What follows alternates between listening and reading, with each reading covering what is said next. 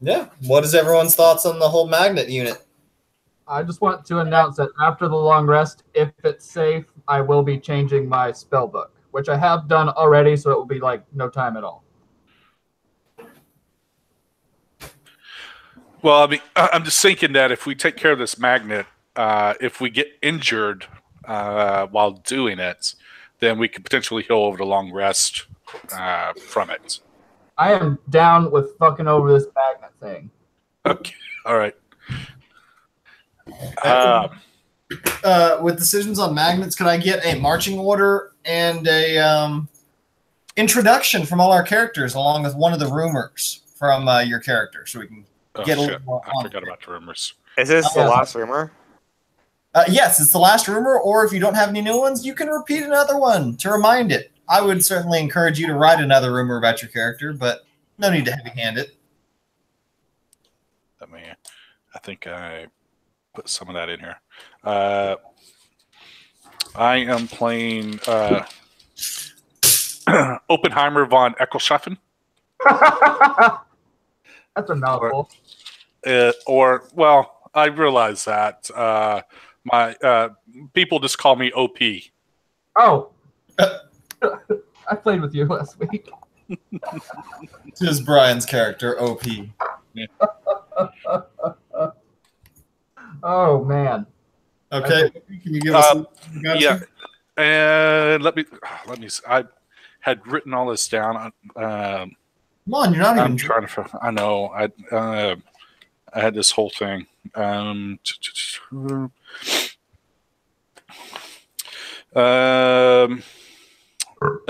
not heard any of the other rumors, so I don't know really how to do this. So I just made just made one real quickly. That you hear that he's fanatical in his allegiance to the Lord's Alliance. Okay. So you see, OP, what's your level, AC, health, and passive? Level is 8. I did not play him over the weekend. And health is 80. Nice round number. AC is 16. And passive is 19. Class, race, and background? Class is Hunter Ranger. Excuse me. That's kind of an oxymoron. Is a Ranger Rogue. And background is Urchin. Urchin, you're a human? I am indeed a human. And your faction was Lord's Alliance? No, my faction is. Let's see. I can't. Yeah. Oh, yes, Lord's Alliance. It is because I'm fanatical about it. Apparently, yes. I can remember stuff in a 2-minute span. Okay, Rylu, if you could give us a little intro for your character as the longest-standing member in the party right now, with the most information from when y'all first came in, because we also have Artist and Dragonbait with y'all now, so I can remember to RP them actually.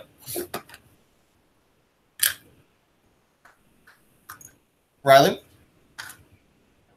Oh, do I find any dirt? As of right now, you see some dust on the walls. It seems like the floors have been cleared of most of their dirt. Yeah, okay. And Riley, your mic doesn't seem to be working. At least for right now, you're not coming through. Anyone hear him? Nope, I cannot hear you all. There it is. Hear me now. Yep. Hear you now. Okay. My name is Rylu Balad. I'm a level 7 now, Warlock, with a Charlatan background. Tiefling by blood. My HP is 52. My armor class is 14. And my passive perception is a whopping 11. Woo! And faction. I believe it was the Gauntlet. I could be wrong. Oh, regular OG, Mr. Rylu. Yes. This will be your representation for the night, little Mr. Flamehead. I was very happy to be one with the flame the entire time that I could. The last game found myself and another trapped in a room of corpses after being teleported there after trying to use Dimension Door to cross a rather ominous pit trap. And we were able to escape. We do not know which lever we pulled that got us out. We do not know which one of us pulled first to escape fully. But we finally got back to join the rest of the party, only to be attacked by gargoyles. And we managed to slay and vanquish all the gargoyles there. However, at the current, I am at the bottom of the pit with OP straddling me, giving me a berry. Ah, yes. So, and OP right here. And one rumor about Railu is that he is out to vanquish the deity in which helped give him his power. Okay. Good intro, Mr. Ryland. Here, let me give you all that little second, or that level that you're currently laying on. Oh god. No. God. Forget this stuff is actually like double-sided. Ah! Hide all the info. No one look. Avert your eyes. You know I'm recording this, right? Yeah, I know. No, I'm kidding. I'm recording it, actually. Let's see. So, y'all are down here right now, having your little Goodberry talk, realizing the staircases don't go up as high as you would like them to. We have Artist and Dragonbait over here, Rylo and Opie down there, Jack, our little albino dwarf. Yes. Would you mind giving us an intro, sir? I'm a level 8 knowledge cleric, noble background, 59 HP, 15 AC, and 14 passive. And my rumor is, to my enemies, I'm known as the Wet Nurse Lord, so my lands are constantly being raided, so it's a bit annoying to keep them out of there. Okay. And what was that AC again, cleric? 15. 15, okay. And you're a surrogate. Surrogates can't have factions. Can I create my own faction that only I'm a part of? Yeah, sure. The Super Cool Kids Club. Cool, love it. All right, we have Albino Dwarf Knowledge Cleric up here, about 4 levels separated from Opie and Riley right now. Oswin. Hello, my name is Oswin. I am a fresh level 9 bard, 75 HP, 20 armor class, a passive perception of 18. I am a member of the Harpers, and I am a guild artisan of the Cartographies Guild. And as far as a rumor goes, it's that I almost had my party killed in a negotiation gone wrong.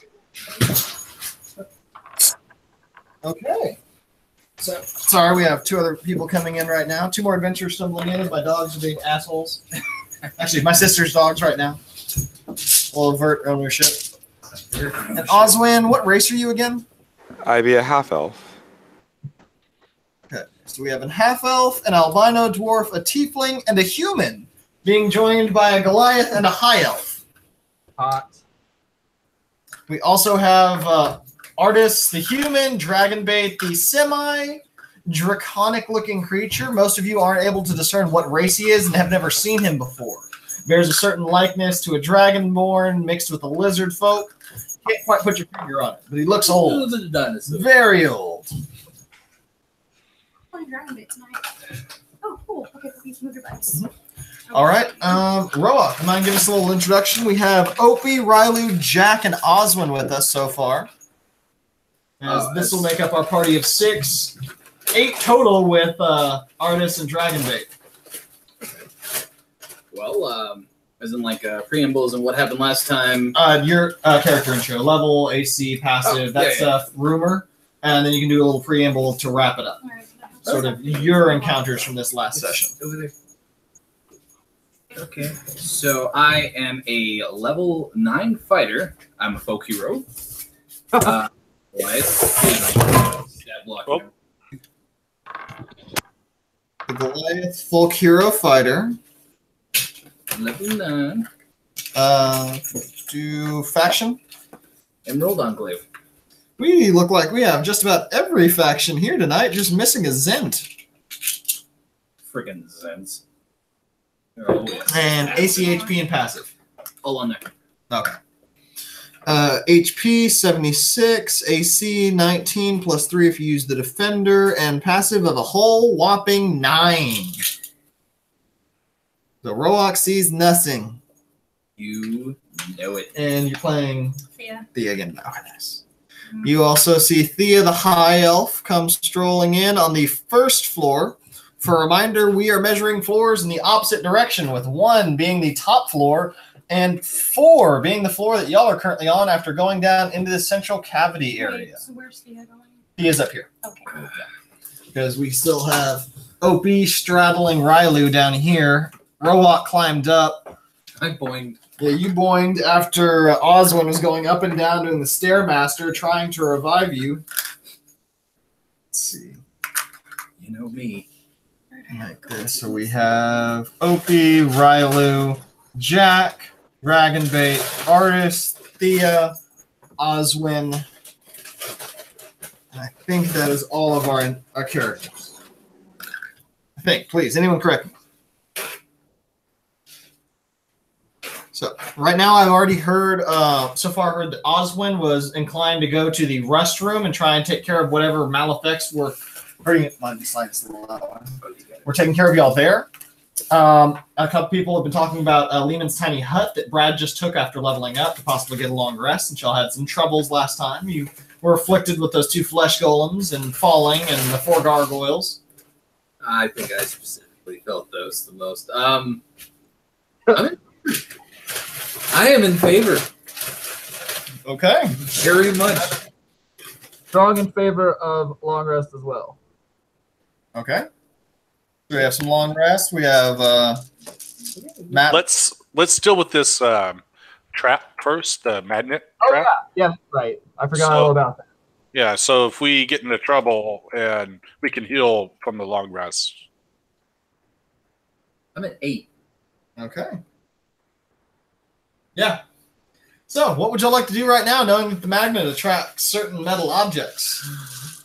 Oh. So if we deal with trap, I have like 2 level 1 spell slots and cantrips. That's it. Did they break glass? Yeah, I don't have that many spell slots left either. I'll go over to the trap area. Oh, not trap area, but I'll to that corner. I'll work my way back up. I'll climb up the wall, whatever I need to do to be able to get back up top. Okay. Climb the staircase back up. Yeah, and I'll go to the corner. If I poke my head around the corner, does it pull me? I'm not going to go around the corner. I'm just going to poke my head around the corner. As you poke your head around the corner, are you wearing any earrings, anything metal on your head? Negative. You do not feel any pull. Okay. Not that attractive. I wish to use this point to look up at OP and say, I know I saved you from the fate of your 2 companions, but this is a little too forward even for me. And I will move him so that he is not teabagging me. Oh, and, no, I've already moved. I've already gone back upstairs. Oh, yeah. I just cram one of my berries in your mouth, and then I walk off. Okay, so I'm just a cheap date. Got it. Yep. Sounds about right. All right. Yeah. Then I will follow suit the best I can. I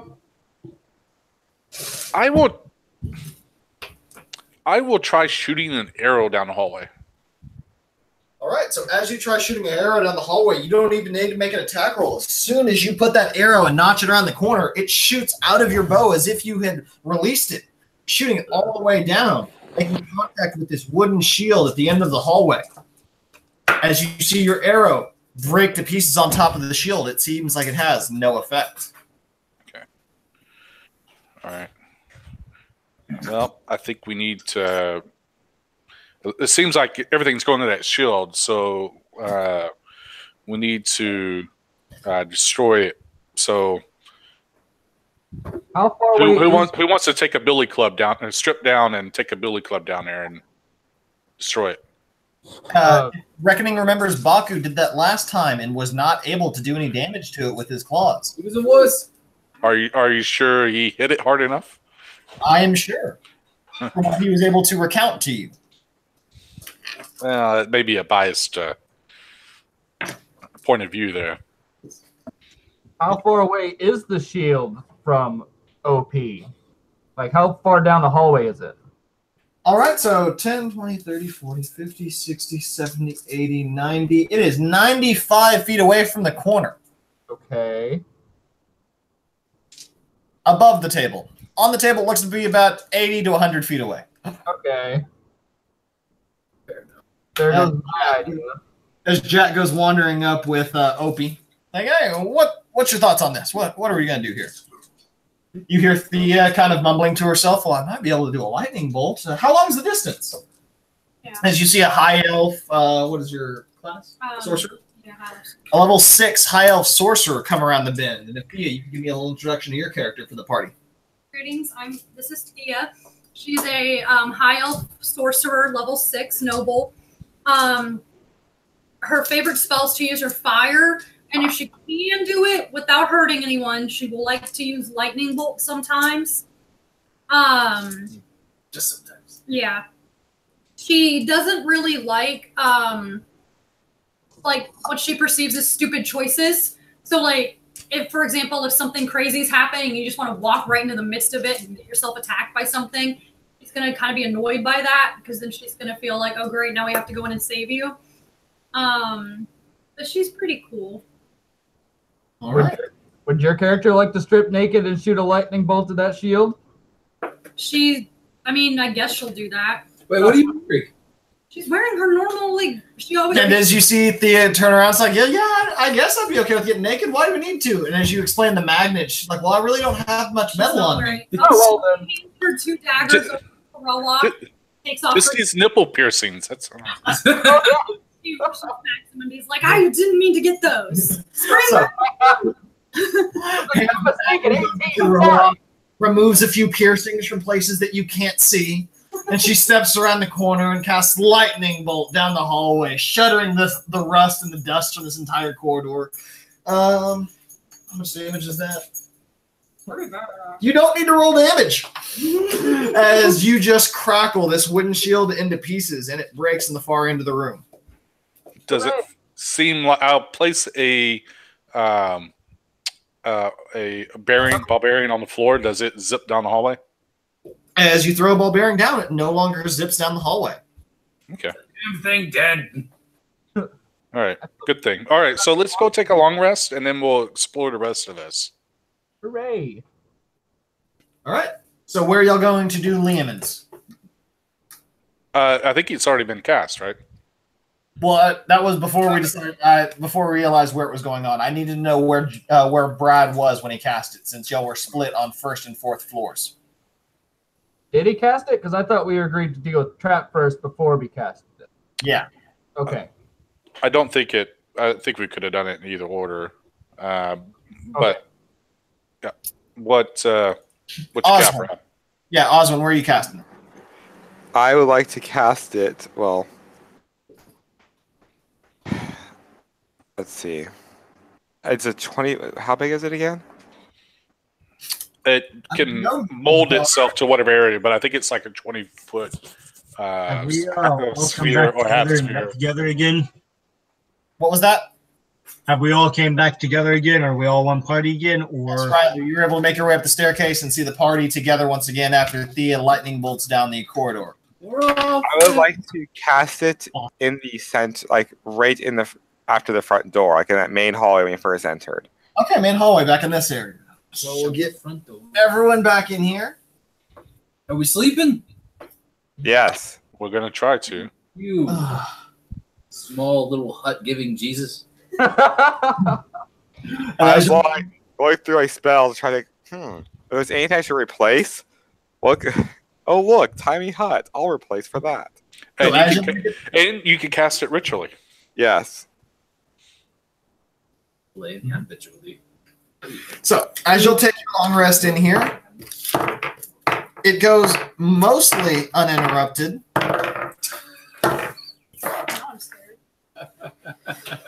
As you get to about the 4-hour mark, Opie, Jack, Oswin, and Thea are able to notice a rather large and hulking creature that makes his way down this passageway. Yeah. Lehman's tiny hut is a semi-translucent barrier that you can still see the surroundings around you. It's just a protective membrane to take you through that rest. As you see this creature pass down the hallway, you see it take a look in your general direction, try and look towards you, and it continues on around the corner. Great. Thea lets out the air she was holding and goes, whew, that was close. All right. Or everything. At the 5-hour mark, you begin to see 2 albino dwarves, everyone with the same passive perception, pass Well, along she's from the nothing. opposite direction. You Busy see them have a bees. few tools in their hands, some pickaxes, some hammers, as they round the corner. But they still don't even look down your corridor. As you finish your long rest, you see no one else that comes to trouble you, and Lehman's dissipates as you are all successful in getting a full long. Hooray. What is my health on? 76? Yeah, 76. Perfect. All right, so what are y'all's thoughts? Um, Artist and Dragonbait are still pretty quiet at this point. They're a little nervous, especially seeing so closed off from the outside world. You see Artist thumbing his ring quite a lot. Dragonbait smells of manure more than anything else, but he tries to cover it up like citrus. So you have a little bit of Febreze in there, but it doesn't help. Man, Dragon Bet, you got them dookie fumes. Thea takes out. Them dookie foo. I will cast Goodberry. Okay. Are you being an asshole? You just not white. Hey, he took a shit in the hut. That doesn't flush. It's just a membrane. All right, so what do y'all do after Lehman's? So let's go explore that area where the trap was, and see what that leads to. Hey, let's throw something down that hallway first, because we saw those 2 little albino Character. midgets. Oh. Yeah, wait, sorry, I didn't see anything. So what? So you go around. I keep wanting to call you Appleseed, Opie, saying, "Hey, let's go look at that shield trap again." What does everyone else want to do? Thea's gonna go ahead and follow him. Be like, all right. You see the high elf sorcerer wander up behind. Mm-hmm. Is that the way that my brothers went? Because I'll go that way. Rollock goes lumbering that way, and you see the albino dwarf patter off behind him. Not going down the corridor till we know the trap is done. Thea pauses and turns back to the albino dwarf and's like, I saw some more. You know, I'm not going to stay here after hearing their talks of others, so I will join. Alrighty. Is the barbarian still there? As you look, your ball bearing is no longer there. After 8 hours. Toss another one down.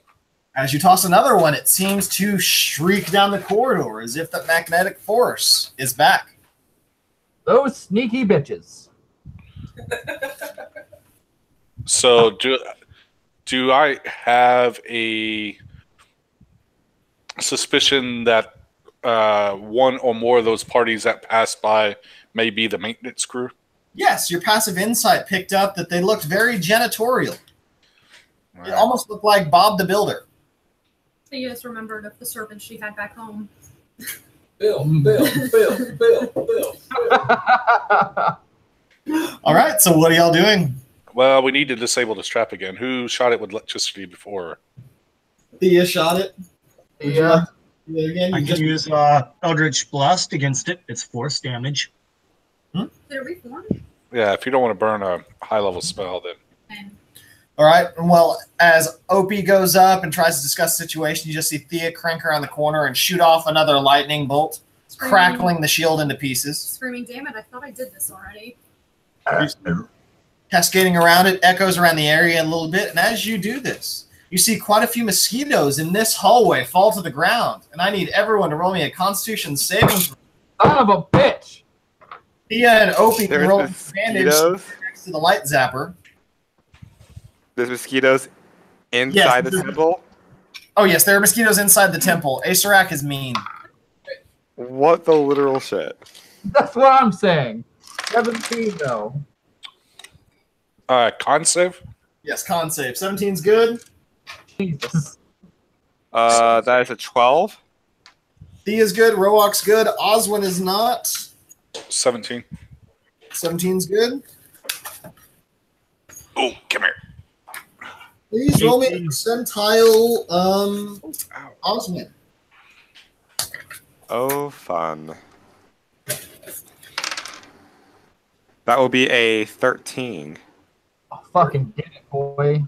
You experience vivid hallucinations. You just see these odd textures moving in front of your face. You feel like you've taken some of that dank high elf kush, and you feel like you're in your best bardic mood as you just see these hallucinations all around you. You're barred out. You have disadvantage on all ability checks until this effect ends. Thea checks her back to make sure all her But that's what I do, though. tab of The jack of all trades is now at a disadvantage. All right. As you see this massive mosquito lumbering off your neck. Everyone else promptly swatting theirs. When we make it to the end of the thing, what do we find other than a busted shield? Okay, so right now you'll see Opie and Thea going down the hallway. After they've cleared the busted shield, they hear you see no maleffects. You hear no one screaming in pain. Is anyone else going to follow? They're going down unmolested. I'm going. Yeah. Thea screams. You hear Thea. I hear church bells. So is Rook, Thea, and Opie around the corner? Anyone else going to follow? I'm going to put on bug spray before I go down the corner, but yes, Yeah. I'll do that. I will I'll also do the same do and that. follow. I'm gonna rub myself on their bodies.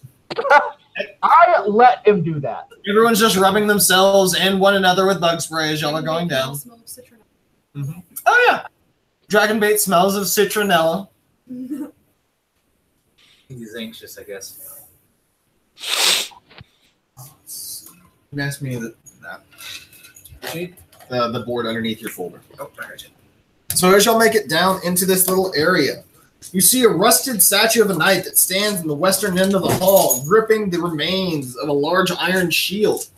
Shards and flakes of rust clutter the floor around you, more significantly so at the statue's feet.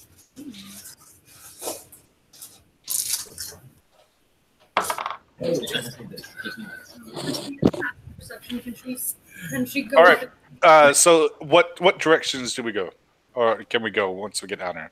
As you'll make it down here, you and Thea are going to see a passageway that goes to the north and to the south.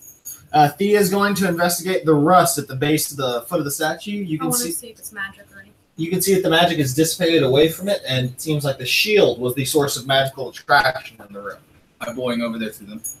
Roak hops in right next to Opie in the crosshairs of this hallway.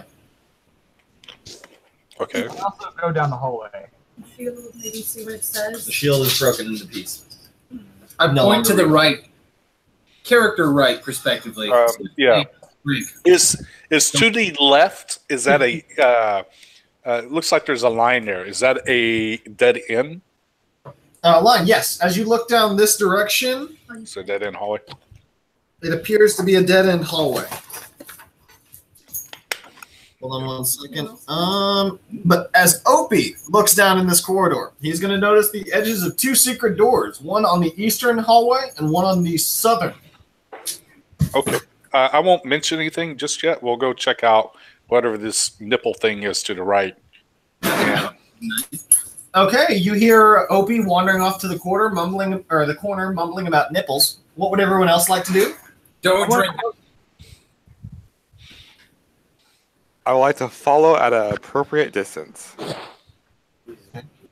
and don't forget, I have Dungeon Delver and alerts. Yes. I tell them that they look thirsty. Okay, I so want you to pick up at least one piece. you can see that your feet are leaving impressions in the ground all around you.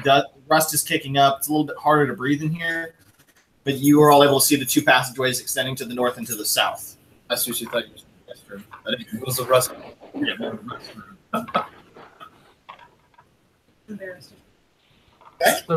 As y'all look to the north, you see a large fountain crusted with moss, and it rises in the middle of a circular room. Marble maidens stand in the fountain holding pitchers of water. Quite scantily clothed as water flows from each one of the pitchers. Are they statues? Yes, they appear to be statues. Okay. As you see Thea and Opie go into this room with a fountain in it, admiring the statues, the maidens. That one looks like my father's mistress. So, just a quick recap. Do we have anybody here who's sensitive to sunlight? I prefer not to be in sunlight because it affects my combat abilities. I got you. Well, then I'll keep it to myself. Can Thea take a little piece of fabric and blindfold But I him so am it doesn't blind matter? as a bat. Just hold on to somebody. We're doing this like. Why are you looking at trash can? So, Is that the only thing? Can I do an investigation in here?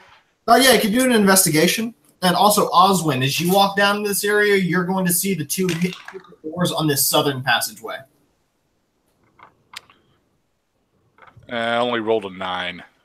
Then 9, you know nothing. Yeah. Well, I know there's a fountain with water coming out.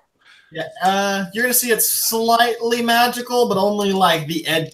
You get the feeling in your gut that this might be magical, but you can't quite tell what kind. Yeah, so my gut feeling is don't fuck with it because there's nothing good magical in this building or temple. On the head. So I will go back into the room where they're messing with the iron oxide. Okay.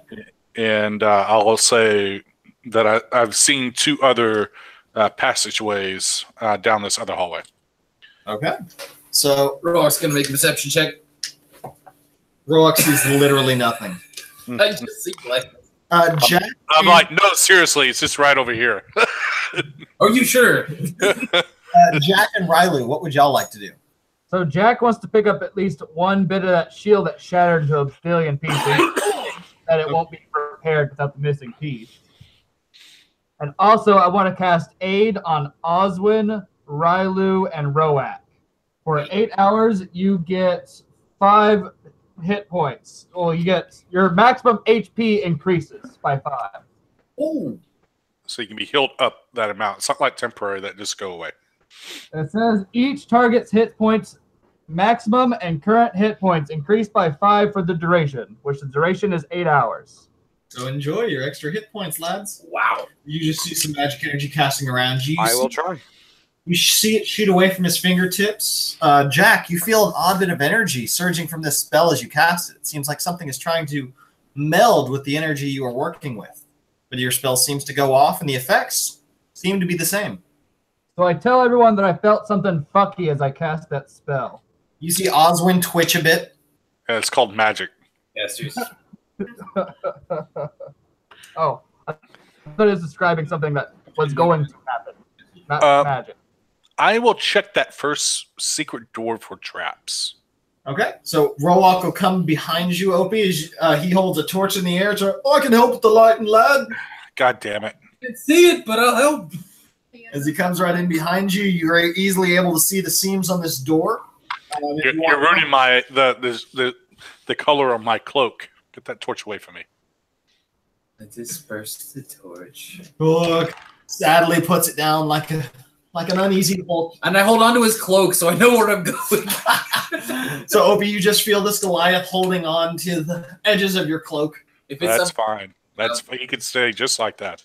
What do I need to do to be able to open this door? Well, to check for traps and then open it.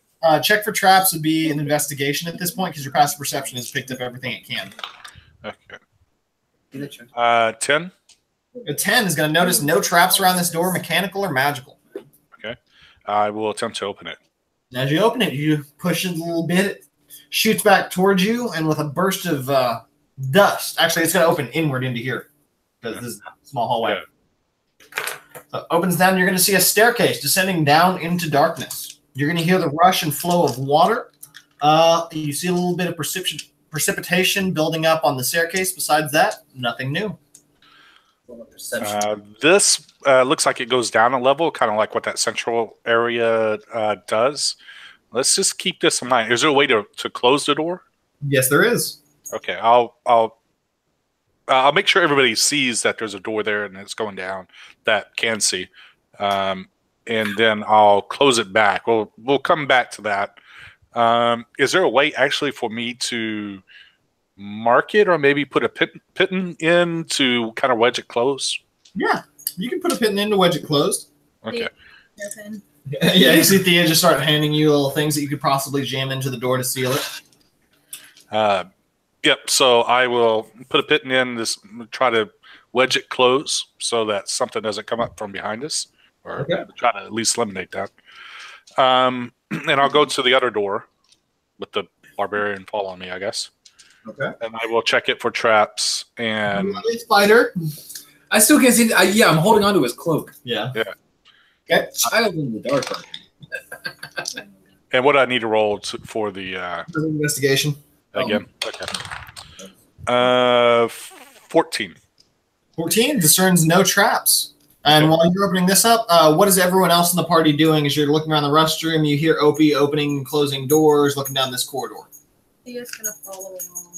I'm gonna stand watch and make sure nothing comes down the eastern entranceway that we just came down. Okay, you form a defensive front with Artis and Dragonbait as they ready themselves in an attack position if anything should flank y'all. I want to do what Rylo's doing, but close enough to everybody where I could heal them if need be. So let's say within 30 to 45 feet of everybody. Okay. Well, I could actively see them as well. Yeah. Okay. So can I see anything inside of this room that he is opening the door to?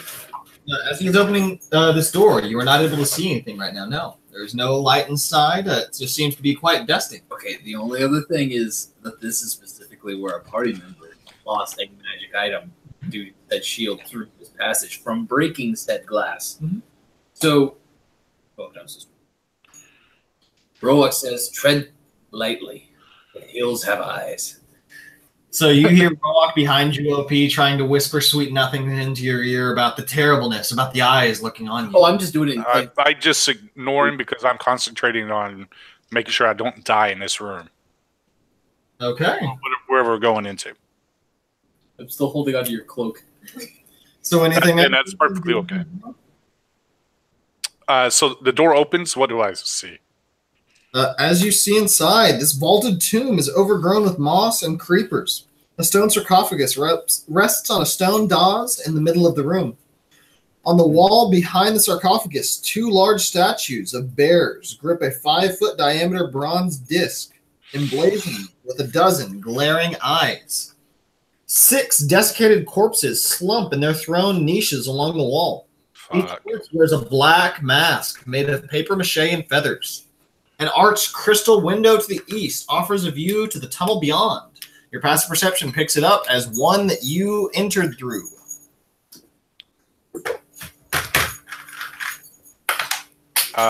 Okay.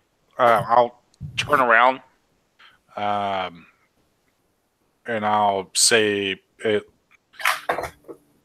looks like there are some corpses in here. We don't have a paladin, do we? Nope. Yeah. Okay. Most likely this is undead of some sort. Oh, I got turn undead. You have to what? I'm sorry. I have turn undead. I could tell you. Okay. I can do some. And I didn't say anything. Do not remember. Thank you. This could help me. Okay. All right. It may be nothing, but considering where we're at, this temple will try to kill us at every turn. So I would not be surprised if something undead pops up. Well, before anything crazy happens, I cast the cantrip resistance on OP and Roak. They get a D4 for a saving throw. You can roll the dice before or after the saving throw. How long does that last? 1 minute. All right, I head in. Too much more in life. All right. And how far do you go in, Opie? I will go in up to the coffin, but not touch. So he went through it. So, I need everyone to roll initiative as Opie goes wandering into this room, and the undead eyes of these 6 lights shoot to life. Hot. Type your initiatives into the messenger window. I knew this was gonna happen. Ooh, I think I lost connection. So I'll go up to, I don't know how much you guys got, but We got enough to roll initiative as you made it up to the sarcophagus. okay. But yeah, I was saying that as I was losing connection, that I'd walk up to it, but I don't touch it. I just wait and see if anything happens. So apparently initiative happened. Yes, you are going to see much happen as 6 of these creatures sit up from their thrones, their undead eyes surge. Fuck yeah. Oh, sorry. So Rock and OP has a D4 for saving throws, and you can roll it before or after your saving throw, just before anything stupid happens. Do I have to know? Can I know the result before doing it, or do I have to decide before the result is given from the DM? After you roll your saving throw, you can decide if you want to roll the D4 or not. Got it. Got it. So before I find out, pass or fail. It does not say anything about pass or fail. He decides if he wants to roll the D4 or not. Yeah, I think probably the intention is before I learn if it's a pass or fail, I'd have to determine if I want to roll it or not. I think that's probably the intention of it. But it's good for a minute, so. Oh yeah, no, I'm going to be using it here in a moment, no doubt. And it's a cantrip. It's good all day. So Roark has the highest. Hold on a second, guys. Oh, I'm sorry. I need to put mine down. Yes, what was yours? 32. Oh, okay, OP. Yeah. I rolled a 20 on my initiative. He has all the alert shit. Okay. We have Opie, we have Roark. Next highest I have is a 17. Nope, 18. Oh, that was a con save. Oswin at a 16. Anyone higher than the 16? I got an 18. Okay, you go right here. The I have dreams for initiative. So, Opie, what would you like to do as you see these 6 creatures surge to life? I will like to shoot one. Okay. Like to shoot one. Give me an attack roll. All right. You got a roll. Go ahead and do yours. I'm going to also cast Zephyr Strike. -5. Okay.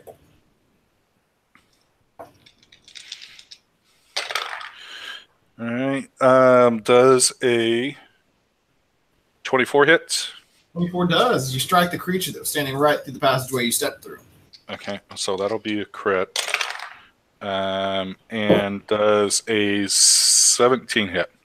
17 does. All right, so that will also be a crit. All right. Got Wait, what was that to hit again? Sorry? I'm sorry, what? What was that to hit again? What was it to hit? Yes, on the second. 17? Okay, yeah, you're good. Okay, all right. All right. So, and this is with a magical bow. All right. The first. Warlock, as you see Opie just twanging off his shots. So 14 for the first. 14 piercing magical. You see it slump to the side, taking that arrow quite 17 easily. and 13. Slump to the side. Does that mean it's dead? Oh no, it's slumping in its chair. It's still well alive. Oh, okay. And then it will take 12, 19, 23, 29 piercing. You see it heavily Hang on. There's more to it, but it's I got different damages happening, so then 14 additional 14 piercing. And then it takes 9 force. Okay, and with the force, you're going to take this creature out as it shatters to pieces in front of Roark. Oh, it was behind me. Yeah. Oh, well, thank God for that.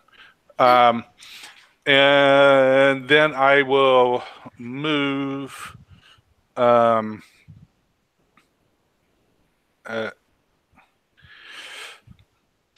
Actually,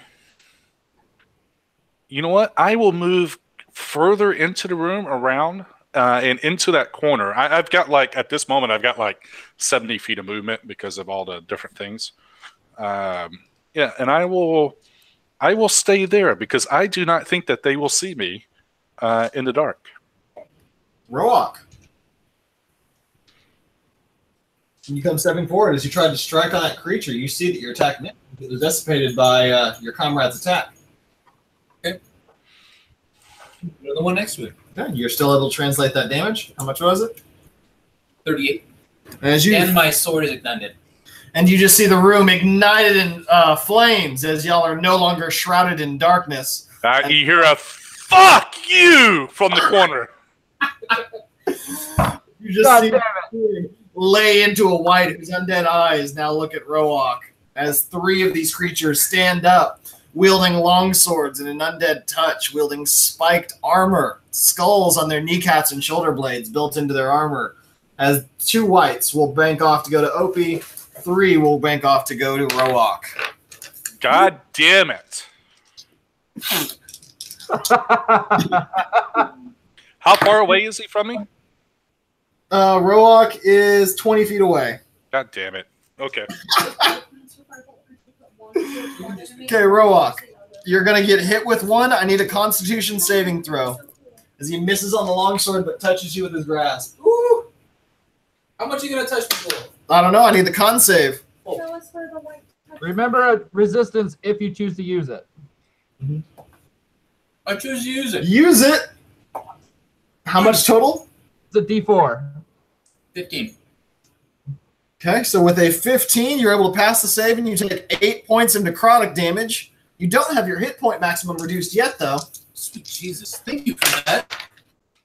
The second one will not be able to hit. He swipes down twice at you. Again with the sword, 1 with the necrotic touch. The third one will do the same. Making contact on that evil little touch. All right. Pass. You have 6 points of necrotic damage as he slices towards you. You have the 2 at Opie striking down. The longsword is going to make contact with Opie. Okay. But his grasp is going to miss, dealing 4 points of damage as my camera goes out. 4 points of slashing damage, and the second one strikes down on you, Opie, and I need a Constitution saving throw. It is a 24. Okay. 5 points of necrotic. The audio is cutting out a little bit. What was that? You take 5 points of necrotic. Oh, okay. Sorry, I was trying to fix the camera. Also, real quick, once you use resistance, the spell goes away. Yeah. Your resistance has been used, Roak, but you kept your hit point maximum from being reduced. Viva Resistance! With Rowan this, also does have 5 extra HP okay. from earlier. You hear the clangs of battle. You hear sounds of terrible things happening all around you. Thea, what would you like to do? Thea is going to take aim at the more seriously damaged bad guy, and she's going to hurl a firebolt right at it. Okay. So give me an attack roll. And Oswin, go ahead and roll out your turn as you'll be next. And As you see Thea wildly trying to cast a fireball into the room. Are you going anywhere else? A fireball or firebolt? Sorry, bolt. She's going to get up closer to Roak and prepare another spell. She's furious that it didn't make contact. With that, Oswin. If I'll free action say, if you need to cast a fireball, cast it on me. yeah, there's no way for me to get a fireball without hitting an ally off, right? It doesn't matter. Correct. I'm giving you permission to do that. As a free action, you do hear Oswin cry out, if you fireball anyone, fireball me, as you see him fighting with 2 of these whites in the corner, because right now that's the only view that Oswin has. I like to approach a little closer, that I get a better view of the battle area. Okay, so as you move up 25 feet, that's going to get you to the edge of this room. You see the backside of Thea, 2 of the whites, the edges of Roak, the sarcophagus in the middle of the room, attacking at Opie over here.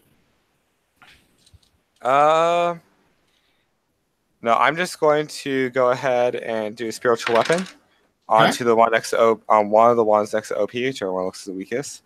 Pussy. That is a 17 to hit. 17 will make contact as your spiritual weapon goes up, and you just hear Opie talking shit in the corner. Well, the cowbell nearly misses him and hits the white instead, dealing 10 damage. Right, knocks him upside the head. And then I also like to follow it up with a nice vicious mock. Okay. Fails the ever-living shit out of it. All right, well, it takes another 6 points of damage. It clutch its undead head and just, oh no, the terribly good things you're saying about me. I can't handle it. Krona. And that is all I like to do. Takes us to Rylu. If I use my full set of movement, because I hear the ensuing battle, can I get within 60 feet of any of the enemies that I can see? Yes, you feel that you were within 60 feet of that, but your passive perception is also going to pick up something at the beginning of your turn. And it's the clanking sounds of metal coming from this direction, coming from your east, just down the hallway that you, Artist, and Dragonbait are defending. Then I will stay right where I'm at, and I will scream out, "We have company!" And I will hold my action to cast Eldritch Blast against the first thing that I see turn around that corner. All right, sounds good. Jack. Yep. All right, so I want to cast. Well, where am I at? I'm in the back of this room over here by Rylu and everyone else. Oh, am I right there? You're in the middle of the paint, looking at Rylu's area and looking into the other combat room. Can I get within 30 feet of the sarcophagus room? You're within 30 feet of the entrance to the sarcophagus room right now. I want to. If I move 15 feet forward, can I cast a spell? Depends on the spell. I want to cast Turn Undead. You could, but what is the radius for that spell? Because I thought it was centered on you. It's within 30 feet of me. 10, 20, 30. It feels like you could catch some undead in this presence, in this circular of you. It does not look like it would be the majority of them. I'm gonna have to take that risk for right now. So within 30 feet, Turn Undead is cast, but if any of these, if they're undead and their creature rating is 1 or below, they're instantly dead. Okay. Is there any other save for fear? It's a wisdom save, and that is all I can see for now. Okay. You hear one undead. As the creatures are still alive, it seems like they're a little bit higher than CR1s. So you're turned for 1 minute or until it takes damage. Okay. So this one's turn about to start running away. Artist and Dragonbait are going to ready themselves and still in offensive position, preparing along the flanks of this corridor should something run down as they stand next to Rylu. Takes us back up to the top with Opie, surrounded by 2 whites. Yeah. What do you mean by whites? Well, it's right, isn't it? It's white power. Is that what where we're going with this? I'm getting my tiki torches right now. Only time the dark side can have white. So if I'm in the corner, that means there's 3 squares that I can move into, only 2 creatures. I am going to disengage away from them and move 30 feet towards the entrance. You'd have to go diagonal between the 2 enemies. Yeah, I know. It'll take 2 movement things, but... No, you're not able to use the double movement speed through enemy squares. That's only through allies. No, it's empty, so I can move into it, but I'm going to be moving diagonally, so the whole 2-to-1 diagonal thing. No, the 2 diagonal, there is no 2-to-1 diagonally. AL legally, you should be able to move this one without any issue with distance. It's because it's contested between the 2 of them. I need to go back and double check the rules on moving through unfriendly squares. It's not unfriendly. It is vacant currently. Well, no, it's vacant, but you have to go between 2 unfriendly spaces to get to that point. They're blocking that pathway. It's like going through a Spartan flank into that opposite square. Even if it's open, you'd still have to get through the two enemies that are trying to attack you between it. Think of like when you're playing Sims and you have a chair in your way and you can't quite get past the chair for some reason. But the disengage would still allow you to do that. Yeah. So action disengage. Where for the rest of your movement? Yeah, towards the way away from the light. Towards the hallway, which would get me out of the light. Okay. Towards the hallway right now. Oswin is blocking it. How much movement do you have? I just have 30 right now, so I get as far as I can, and then and I'll just deal with it. Okay, so as you get on the other side of the sarcophagus, you get away from the whites. Oswin is currently standing in front of the door, and you see Jack, the knowledge cleric, standing behind him after you just cast that spell. Actually, I'll dash out. I'll use my action and dash. Didn't you use your action disengage? No, I'll use my bonus action. I'm a rogue, so... Keep forgetting rogues. As you dodge either side, do you want to be in front or behind of Jack? So 5, 10, 15, 20, 25, 30. I can't get past him. Okay. So I'm right in front of him. There you go. And your passive perception is now going to start picking up some metal clanking coming from down this staircase area. You and now Oswin are going to be able to pick it up. Yeah, and clank away. Roak. 2 attacks, -5. That's a crit. But I'm in the dark now, right? Yes, you are in the dark now. Okay, all right, great. On the other side of that door that you just sealed the pit in. Yes. This is just be my crit damage right here. It's also 1 of -5. So let's see here. 9, 13, 18, 20, 32, 34, 50 damage. And you slice through the first white standing in front of you. All right. Second one is going to go for 10, so we're not going to hit if it's the guy right behind me. So bonus action, I'm going to take another attack. Okay. -5. Oh, miss. Rock swings away, missing wildly after one impressive crit, smashing away one of these creatures. Anything else? That's me. Ooh. No, then I put the in danger. Can't do that. All right, with that, this creature runs off into the corner. 2 at Roak. Both of those attacks are going to miss. He tries to strike down on you. Oh, and whichever one I vicious mock, that still has disadvantage on its first attack. Okay, good, because he's going to be attacking you first. The next one will be attacking Thea. Ooh. And at a disadvantage, he won't hit that 20 AC. Striking on Thea will not be able to make contact either. As they lumber their way around, you hear one undead screeching towards the side. And Opie, you were able to hear the sounds of these footsteps coming up this corridor. They seem to be getting louder and louder.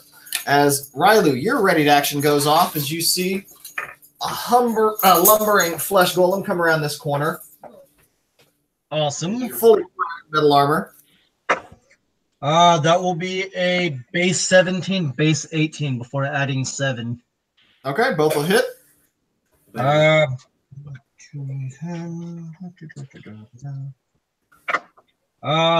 is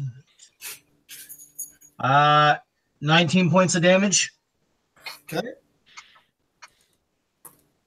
Anything else? That will be all if that is my ready action going off. All right. And you just see this flesh golem start hauling ass down. Great. Full action and movement to get to this point in the corridor, just screaming "Ooh!" in an undeafening, unintellectual tone, but making quite a ruckus as he goes down. Unintellectual mode. Adds a metal armor. I need a Constitution saving throw from Jack and from Opie. Constitution. Yes, a Constitution saving throw. As you feel a concussive force come into contact with you. Remember resistance if you need it. Yeah, I'm going to have to use it. At least I feel like I'm going to have to use it. 11 plus 4, 15. I got a 13. Okay, 1 second. Let me see if you'll pass. Oh, God. Where's this concussive force from? Both of y'all are going to pass, and it's coming from the backside of that door that you have the Python shot into right now. Oh, sweet. The door is going shooting open in the wrong direction as it's been knocked off its hinges by a thunder wave. 18 points of damage on a fail, but since you both succeeded, you take 9 force damage apiece. Ooh. And what do I see? As you see on the other side, you're going to see this undead, withered away looking creature slinking his way slowly down the staircase as a lumbering flesh golem comes running up the staircase. Can I free action yell, it's getting fucky over here? Yes, you can. Sweet. Flesh Golem's going to come up here. He's only able to use his action, or he stands up using the rest of his movement, and he takes his sword and holds it in a defensive position in front. It almost looks antagonistic as he prepares to shoot down, but he has not struck yet. And that is all of my enemies. As you, Opie, you start to see this withered creature start making his way down into this stairwell. How far is your dark vision? 60 feet. Okay. I also have 60. The staircase goes down about 30, 35 feet before it cuts off into a room. You see this creature and his robes slink off into the corner, into that room. Okay. Looking at the distance, it might be that you can tell with your passive insight he might have cast a spell like Expeditious Retreat or has some ability to move a little bit quicker than normally with that distance. That takes us to Thea. Thea is very annoyed that one of the undead creatures tried to attack her, so she whips around facing him, bitch slaps him, and then hits him with Firebolt right in the face. Okay. It's a disadvantage because it's a ranged attack and melee range. Oh. Should I do it? You Rethinking the Firebolt, she instead goes, got wait. like chill touch or something like Oh, that. I Or poison do. spray. She decides she's gonna poison spray that sucker. Okay. So she's gonna poison spray him That's gonna instead. be 2 Poison spray away. Jake, go ahead and roll the con save for me. Okay. Critically fails. Damn it! Okay, Jake, you won't be rolling any more saves for me tonight. I can't save anything. Roll up it proves this back. Your D12? That's your D12. Now get the other one. Yeah, that's this one. So you take 4 damage. I do or he does? You do 4 damage. Oh, I do 4 damage. Yes, you do. Okay. I hit him with 4 damage. Out of 24 damage. She has that fun. At least I can still see my enemies. Oh, I got this huge sword ignited right now. I got As that goes off, what was the damage, sorry? Oh my Oswin? Can I get within sight of the flesh golem? Yes, he's actually already within sight of you. He's about 10 feet away. Oh, okay. In that case, he's wearing metal armor, correct? Yes, he is in fact wearing metal armor. Heat metal. I hate you so much. Is that a con save? That's in the back. I don't think there is a save. Let me I double don't. check. Yeah, I think it just starts heating up. I think it is too. That's Yeah. Let me right. double Yeah, check. Yeah, he'll have to like It'd be take his level armor off. 3. Yeah, okay. Let's see. Heat metal. You cause odd to glow. Any creature contact. I'm casting at level 3, so it's 3d8 fire damage. Okay, 3d8. Jake might roll that fire damage since you like to roll low. 3d8 fire damage. Oh, he's rolling it? Okay. Yeah. He's wearing some pretty thick and heavy armor. So 9. That's Easy going to be access. 13. 13? 13. And you see this creature ooh, frantically and wildly trying to take off his metal armor as it does a fair bit of damage. You can tell that this creature might have an aversion to fire. Ah, and on top of that, now it is panicked and will have disadvantage on all attacks. Yep, that little bit of extra info. A bonus action, I'll have my spiritual weapon attack the nearest White Walker. Okay. Spiritual weapon will come back around to the one that's attacking you, getting with range of you and Thea.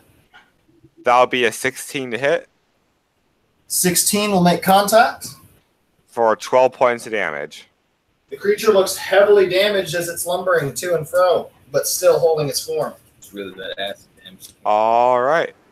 that is all I like to do. All right. That takes us to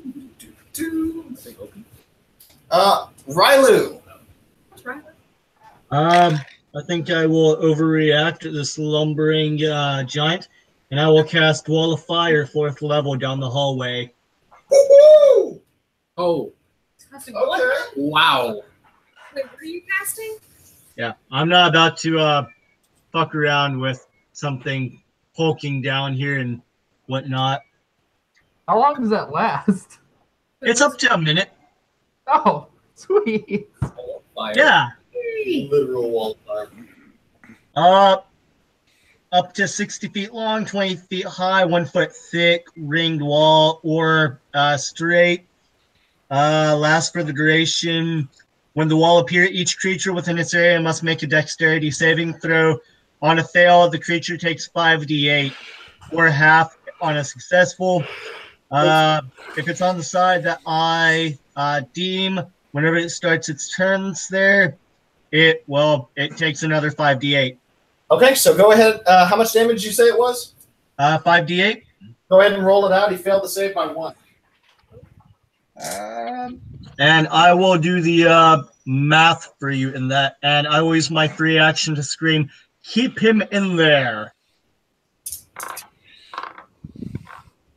Okay, so Rylu's going to light up like a torch. Burning down the house. As it takes us to Jack's turn. So that flesh golem that broke down the door, is he in front of us, or was that him that ran down the hallway? The flesh golem broke down the door from your view and is standing right in front of you. Okay, so what I want to do is... Oh, man, let's do... I'm going to cast Sacred Flame onto him. And he must make a dexterity saving throw. DC? Oh, man. My D's 15. Fails it miserably since they can't pass any kind of saving throw today. Great. Now, this That's is radiant 30 points of damage. 6. How much was that, Rylu? 30 points total. Okay. Ooh, it's hurting, and now disadvantage and doing a terrible job of standing. 12 radiant damage. 12 radiant damage to the one and standing in front of Opie and Jack. You see it quite winded at this point. You start to see the stitches on his body shooting to the side, the bits of flesh starting to fall out of him. He's falling to pieces. Anything else, Jack? Can I just get behind Opie and let him finish it off? Oh, yeah, you're already behind Opie, and you can hope he finishes it off. Can I just stay here? Dragonbait and Artist still ready their actions to strike on this beast, seeing a wall of fire come shooting up between them. In all fairness, you can't see OP. Why not? Oh, yeah, that's fair. Yeah, Opie's dark right here, standing in that little corridor area. Well, actually, no, Opie, with this wall of fire going on, there's going to be 2 different sources of fire, at least getting you in dim light at this point. And I have dark vision, so can I just see him? Yeah, you specifically can't see me with dark vision. Yeah. Yeah, he's invisible in dim light. Oh, that's fucking No, I'm visible in darkness. Dim light kind of ruins everything. Yeah. So right now, you're between 2 sources of light about 20, 25 feet away from you, so you're still within minor light, Yeah. Opie. I don't mind. It's just her nose is like really fucking cold. Tear down. Never even do one. So, Opie, it is now your turn. 18 seconds into combat. Yeah, I'll disengage back past the cleric. Okay. Not that far, just on the other side of him. All right. That way I can still see that golem, and I'll shoot at it. A 30 to hit. A 30 will definitely hit. Okay, 20 points of piercing damage. Magical. You see it lumbering to and fro, heavily damaged at this point. The sutures breaking, the staples flying all over, but it's still holding its form. Anything else? Nope, that'll be my turn. Built Ford tough. Roark. There's Oh, still well. some. Maybe. All right. -5 on the first attack.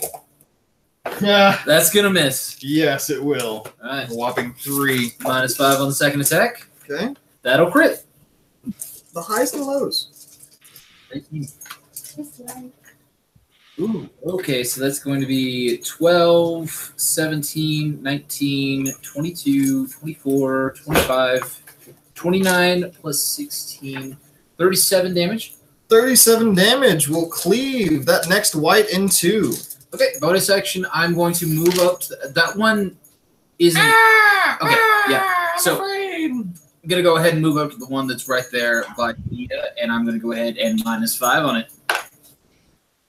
Oh, I hit it. As you swing right over top of this creature, you're just not able to make contact with it. It turns its eyes Every time I move, so does my light to source. you.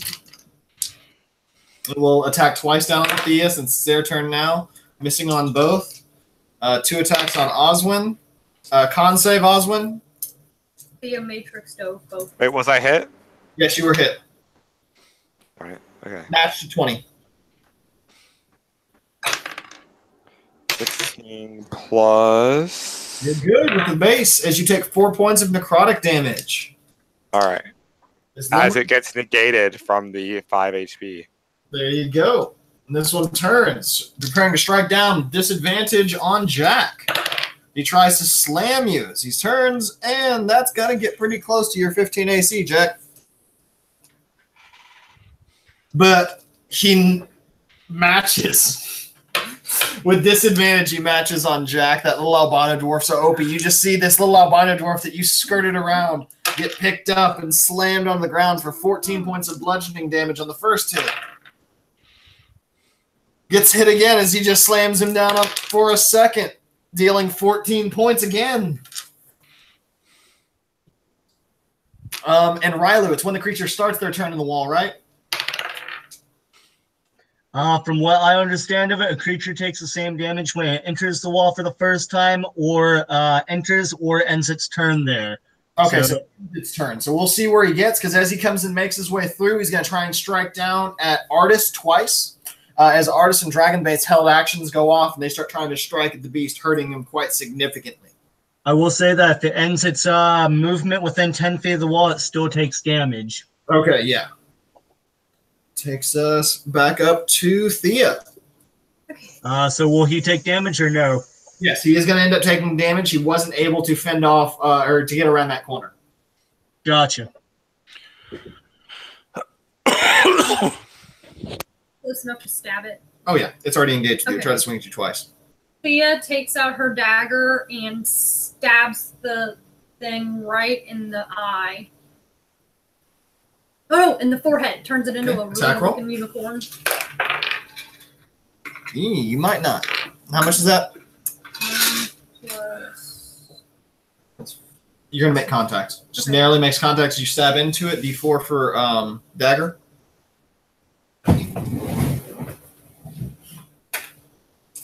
4 points of plus damage. dex. 4 plus 3. 7. So 7 points of damage as you stab into this undead white forehead. That takes us to Oswin. All right, bonus action. I'm going to continue the heating of the metal. He's having a hard time. He's just freaking out with all this metal around him. Damage. 22 points of damage to the creature between us. How much damage was that, Rylu? 22. And he falls to the ground right as Artis and Dragonbait are slashing into him with their multi-attacks. Artis is still thumbing his ring, preparing to cast any sort of frosty damage. But he can see that fire is definitely the way to go here. And then, hold on a sec. So is that flesh golem dead? Not your flesh golem. A different one. Okay. Yeah, y'all are being ambushed right now. Well, that is 18 points of fire damage to the one I just continued to heat the metal of. You can see he is on the brink of death right now. He's barely able to keep himself upright. Well, in that case, the magical... actually, no, I can't do both. That's both bonus actions. I'll just viciously mock him. Burn, baby, burn. And he succeeds. Aww. As Okay. he carries off that burning energy for a little bit longer. And then I'll have my turn. All right, that takes us to Rylu. 18 seconds in. I think that I will maintain where I'm at right now just to make sure nothing else comes around that corner. All right, Riley's preparing and twiddling his fingers, ready to go. Jack, as you're face to face with a flesh golem who's looking very worse for wear. One of his eyes has already been popped out of the socket. Let's see what I want to do here. Let's do Sacred Flame again. Why not? Flesh golem's finger. And he fails miserably. He's not looking too dexterous. It's made of like 6. 4 plus 5 plus 4, 9, 10, 11, 12, 13 damage! Radiant damage! At SEA. What, really? Yeah. Like, I see. I'll talk to you more about it later. It was this whole big Quidditch thing. And as you cast this sacred flame, you see the flesh golem woo, cry out in pain as it crumbles. The sutures finally give way, and it falls to the ground. Frankenstein's monster has been broken into 1,000 tiny little pieces. Anything else, Jack? Free action to yell, I killed it. And that's it. Killed it. Okay. Give it a little Thea pile goes of back. death. Kill the last few. That takes us 24 seconds in to Opie. You hear flesh golems falling. You see the white being taken care of. The door is like blasted on this side right now. Yeah. Whites are well taken care of. I'll go down the stairs to the bottom, checking for traps, Okay. and kind of have a look around to see if I see the whatever it was that blew the door open. Okay.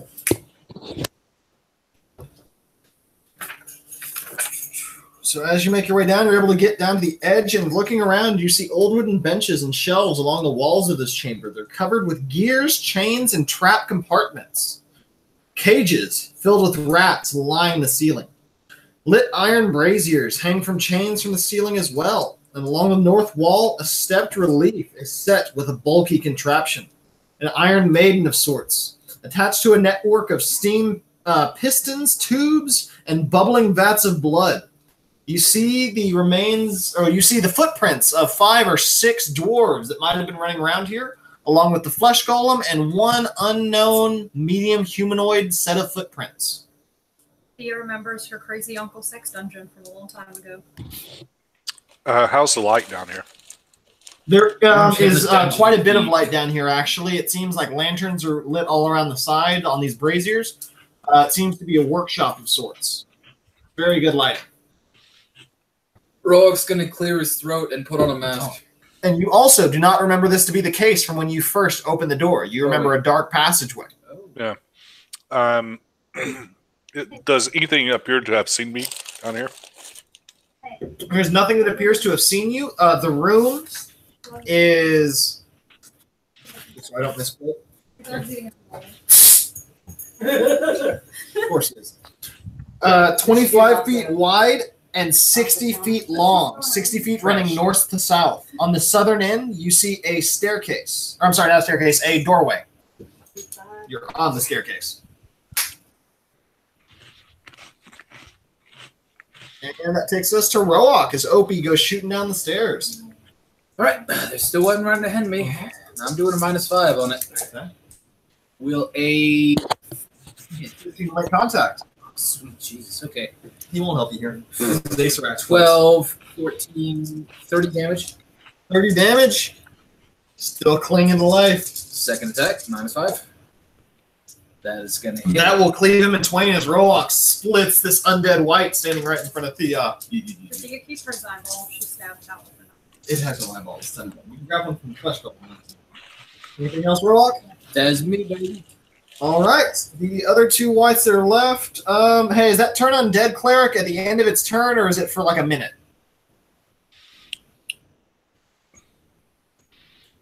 Give me 30 seconds to read over it real quick. It says... All good. I'm attacking on Oswin. I need a All right, con- can I cutting words? Yes, you can. The which attack, the first or the second? Let's go with the second one.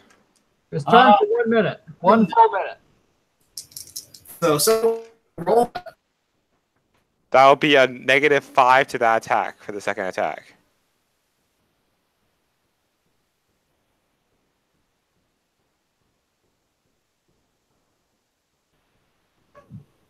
Hello? I hear you. Yeah, they got disconnected. Brad, hello. Everything just kind of froze for a second. I think we're back. Yep. All right. Yeah, that'd be a -5 to the second attack. Okay, 2 for the second attack will cause that to miss. I need a con save. And while you hear me, the undead is turned for 1 full minute. That's a 19 on the con save. Hey, 19, you're good on the con save. You take 8 points of necrotic damage, and thank God y'all aren't having this reduced from y'all's max. They've been rolling high on the necrotic scale as both of these undead wights try and strike off. Both the flesh golems are dead, and Opie, you are going to see the door on the south side of this room about 25 feet away from you on the diagonal open up, and you're going to see this undead creature surge forward. God damn There's it. a striking resemblance to the wights, except it's more heavily robed. He's heavily decorated, and you see 8 undead hands crawling all around him in his surroundings. As he gets a little bit closer, you hear an undead chuckle start to fill this very steampunk-esque room. The whistles run around you, or seem to be blaring around you from all the steam escaping, and you just see this creature look you in the eyes and get a bit of a smile after he stops laughing. Clutches a black skull amulet that hangs around his necklace and says, "In good time, you will fall in our tomb. But I will watch as Lord Acerak's traps take care of you first." And you see him disappear in a surge of necrotic energy. Your passive perception picks up that that energy surged from the necklace hanging around his chest. What about the dwarves? What have they done? You don't see those dwarf footprints that you saw down there. Oh, footprints. Okay. Footprints. You also saw like 8 crawling hands that came in with this guy. The hands crawl out of the room. The hands leave. Okay. Yeah, hands leave, dissipate as well. That takes us to Thea. 18 seconds in, as Rock has just come in and sliced White in twain. Yes, thank you.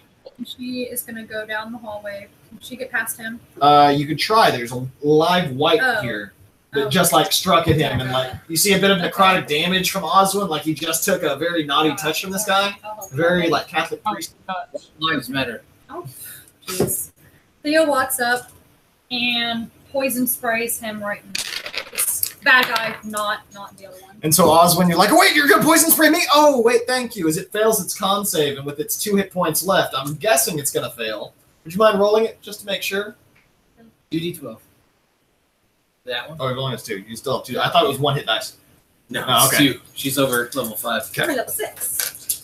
And the poison spray will definitely take this creature down. As Oswin, you just see this White crumble to pieces as it's melting in front of you. She does that super casually, just like puff of poison, and then just kind of walks past him. Okay, and just struts right past you, Oswin, as you see this high elf noble sorcerer strutting towards the Oh, staircase. she also says, "You're welcome."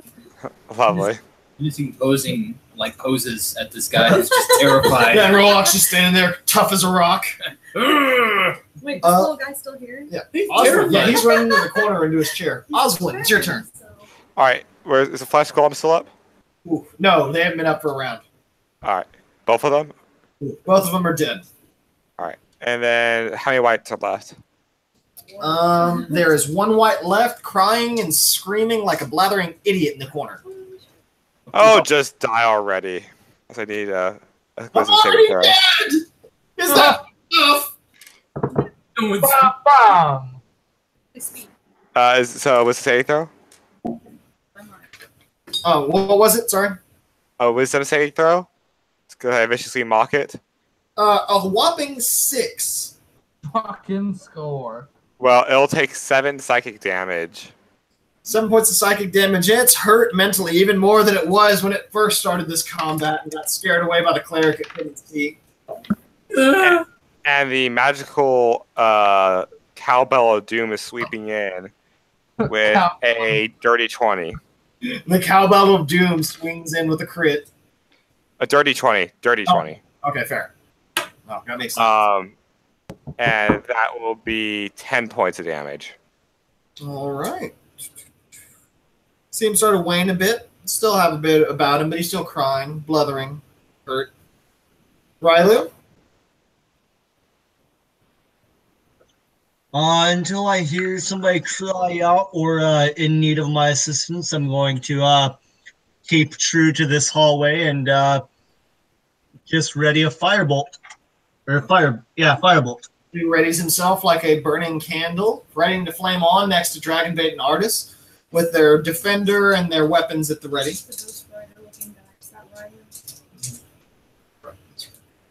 That takes us to Jack, Albino Dwarf. All right, what enemies are still alive that I can personally see? The only enemy still alive is the crying, blithering white in the corner of this room. All right, next question. Is OP still in front of me or... Well, down the staircase right now. All right, that's where OP is? Okay, so I want to cautiously join him. I'm also going to cast resistance on myself, on him and myself. You can't see me. Oh, yes, you can because of light. Yes, you can. Quit getting ahead of yourself, Opie. You're like, wait, how is this magic happening on me? I can't. Oh, as you look up towards the little bits of light in the corner, just like, damn it. All right, me and him have resistance, and then that's the end of my turn. All right, that takes us 30 seconds in to Opie. And we're going to drop out of initiative at this point since the only one left is a white that's screaming in the corner for mercy. And I assume y'all can kill it in a round if you put your collective efforts behind it. He's still got like 7 rounds of being feared. Yeah, I leave and go back upstairs. Okay. So just as you come down and cast resistance on him, Jack, you see Opie wound right around the corner as you come to this same boiler room, and he just hops back up. When I pass him, I'll say it's too soon to come down here. Okay. If I heard him, I join him back upstairs. Okay. You did indeed hear him and saw him. Good. Yeah, there's lights.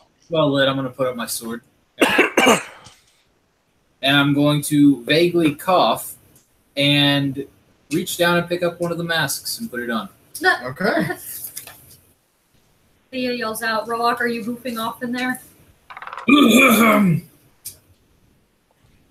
So I'll go back into the tone room.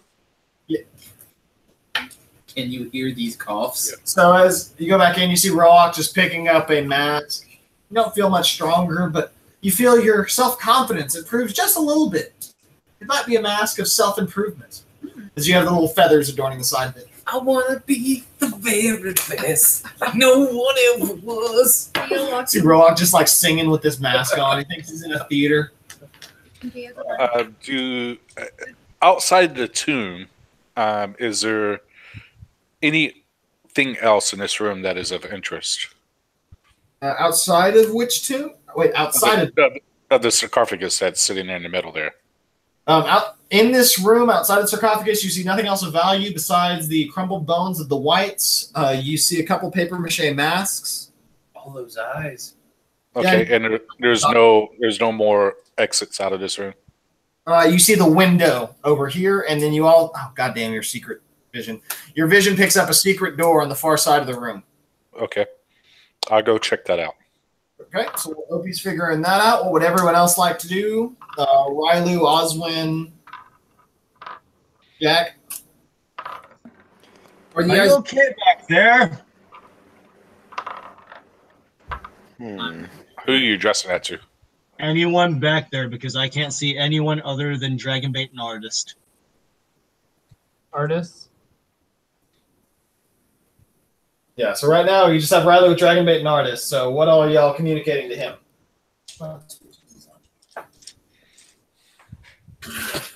Tia's going to yell out to them that, is that Opie? Yeah, that's Opie. She's going to yell out that Opie found a door. Okay. Another one. So door. I'm going to back up until I can look through the hallway, but still keep my eyes down the hallway. Okay. So, perfect flank position. Looking both sides, you're able to see down this hallway. The rust has been shot up with because of the wall of flames. You're able to see down this corridor into the open staircase leading down to Opie investigating across the side to the sarcophagus in this room, and you also see the water fountain and the circular room off in that direction. I need to go pee, so if y'all can decide as a party what y'all would like to do as y'all are doing separate investigations. Opie, you're able to find a set of staircases leading down in this other side of the doorway. Okay. Yeah, no traps. Okay. All right. Thank you. I drank 2 health potions, just by the way. Congrats. I just wanted to announce it. That's it. Okay. He said roll a d20 and tell him if it's a 1.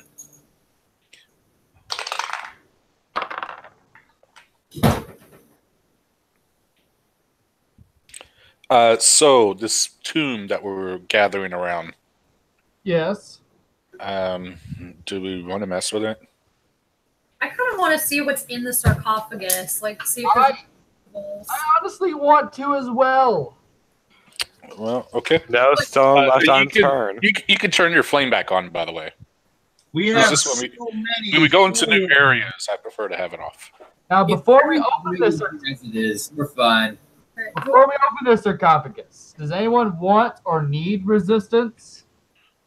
Whoever's opening it would probably need. I'll go ahead and take some resistance, please, so that way I can not. You can have it. Everyone can have it. It's a cantrip. I don't care. All Don't right. matter. I thought I could only do one person at a time, though. No. It's touch, and it's good for an action up for a minute. It's a cantrip. It's whatever. Is it concentration? Yeah, if it's concentration, it's a it's cantrip. only one person. Yes, it is. Brad, yes, it is concentration, so only one person. Oh, okay. You better choose wisely. So Can you since upcast it? I follow my. Talia called it, she can have resistance. Thank you.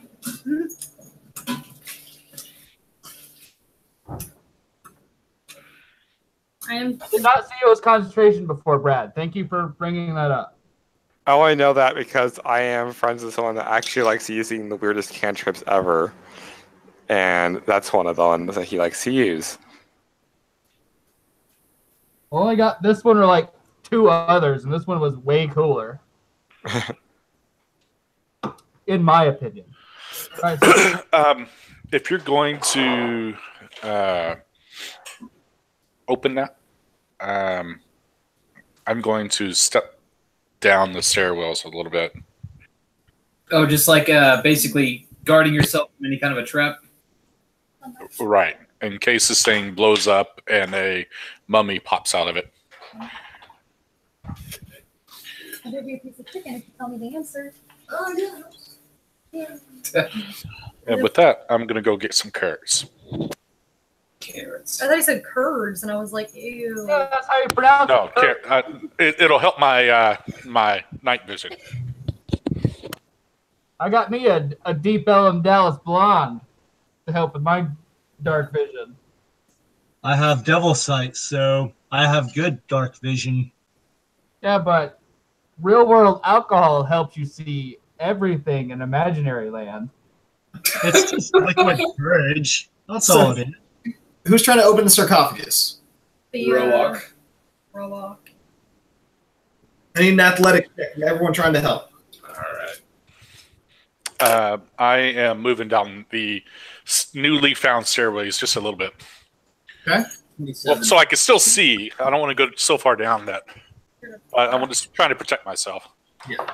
And Talia has resistance, by the way. Albert. Okay. So, as y'all slide open the the lid of the sarcophagus, you're going to see the bones and the dusty pile of robes and other bits of tapestry that lie within. You're going to see the crumbled remains of some small teddy bear-like creature, but it's long since, or it hasn't been furry in any kind of recent history. You remember? By the way, now that we've already opened it, is there any like description of the tome itself? That probably should have asked that before we opened it. It's not like devils and Satan satanic symbols on it or anything. And we just opened it. It's got a big pentagram and an upside down cross on it. It's kind of nice. Jesus. I'll help you here. No. So as y'all slide that open, you just see the remains, but a bit of shiny catches the edge of Jack's eye. Sweet. What do you do upon seeing this shiny lying within the sarcophagus, Jack? Honestly, instinctively, I want to reach for it. Give me a charisma saving throw. Fuck me. You know what? Fine, I'll take it. Does a 22 matter? A 22 does matter as you start to see this furry little creature swirl up from the dust in the shape of a small, feral, bear-like creature. It billows towards you, and with a ghostly roar, it dissipates around you. Get out of here, asshole. I don't remember. Sorry, the cat. And Brian, you just smell a crap ton of methane. It almost seems like you're in a sewer. As you go down, you see rushing water sort of running around you. Seems like you found the tomb's You found the septic dookie system. tombs. Yeah. Okay. Well, I'm not going to stay down there. I'll come back up. Nope. All right. So anything else I'd like to do? You now have a ring that has been plucked out of the sarcophagus. Can anybody identify that? I do not have that spell. I just got rid of that spell. Is there any inscription on the ring? Not that you can see. Look at Jack's hand.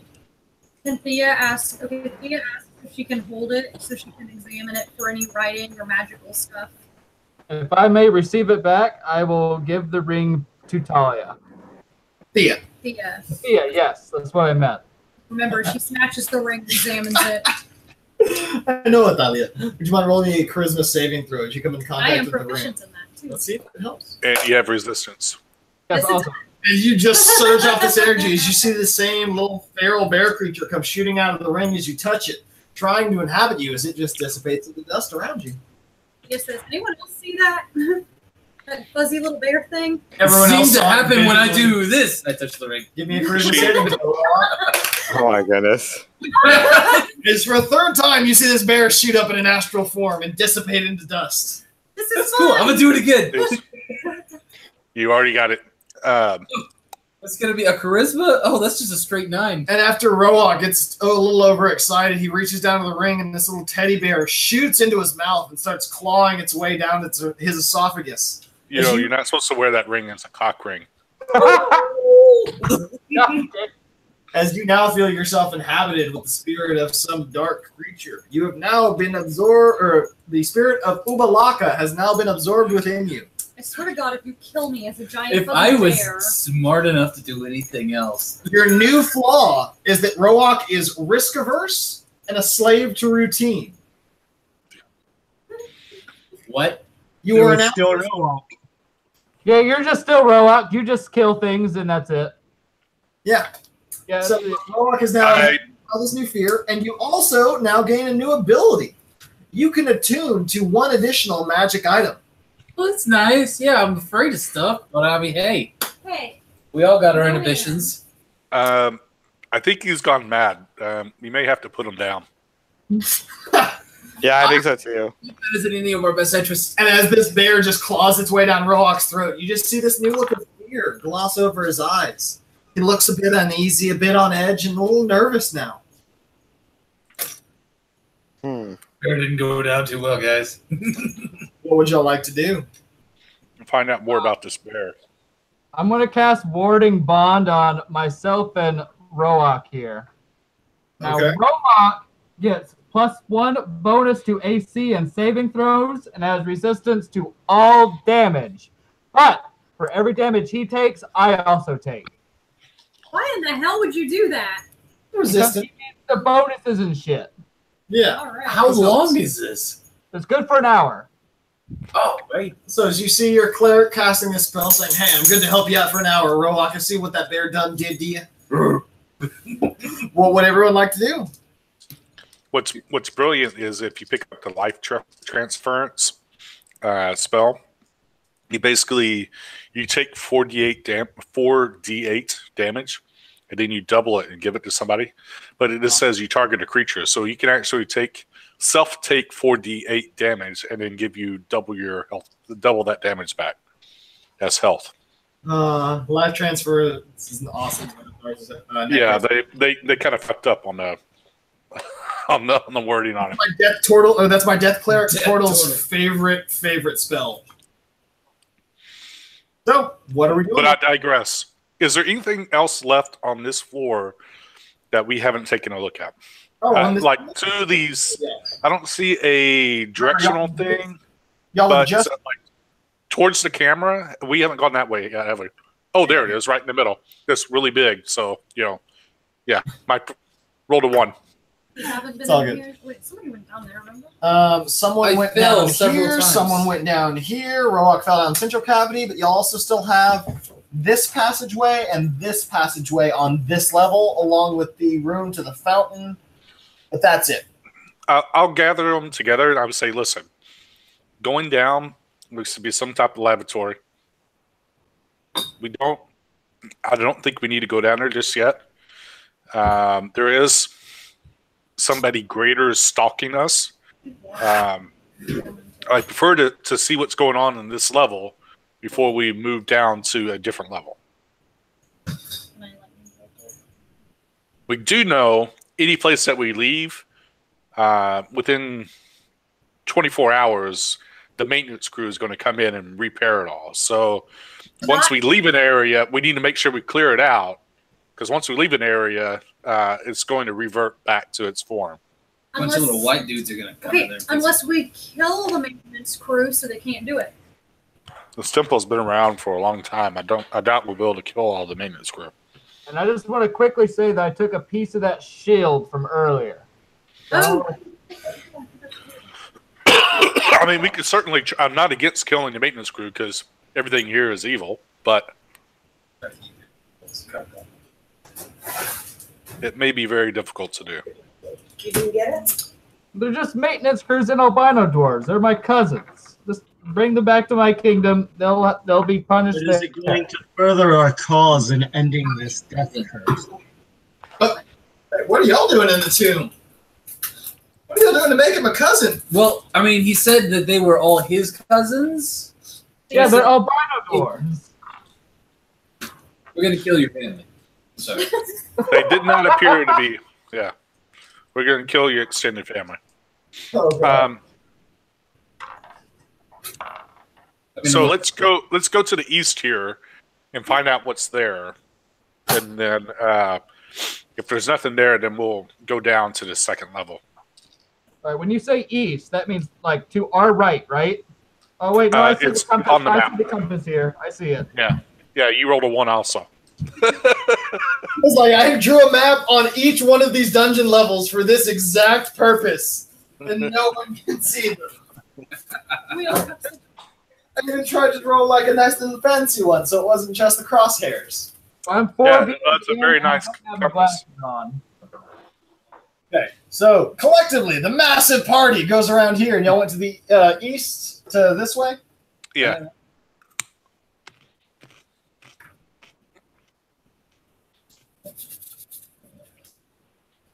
No joke. I had a picture of a priest.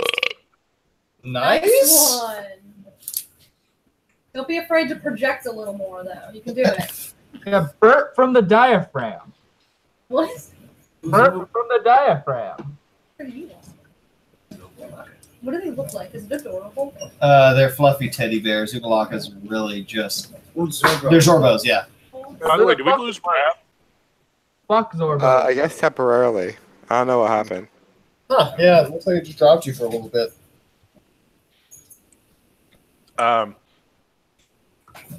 Same thing as y'all Oh, coming. this is as we walk around the atrium to the other side. Yeah. So as y'all walk around the atrium on that side, this is on the eastern side of that opening. He just kind of lined it up with the hallway. It's like the atrium disappeared.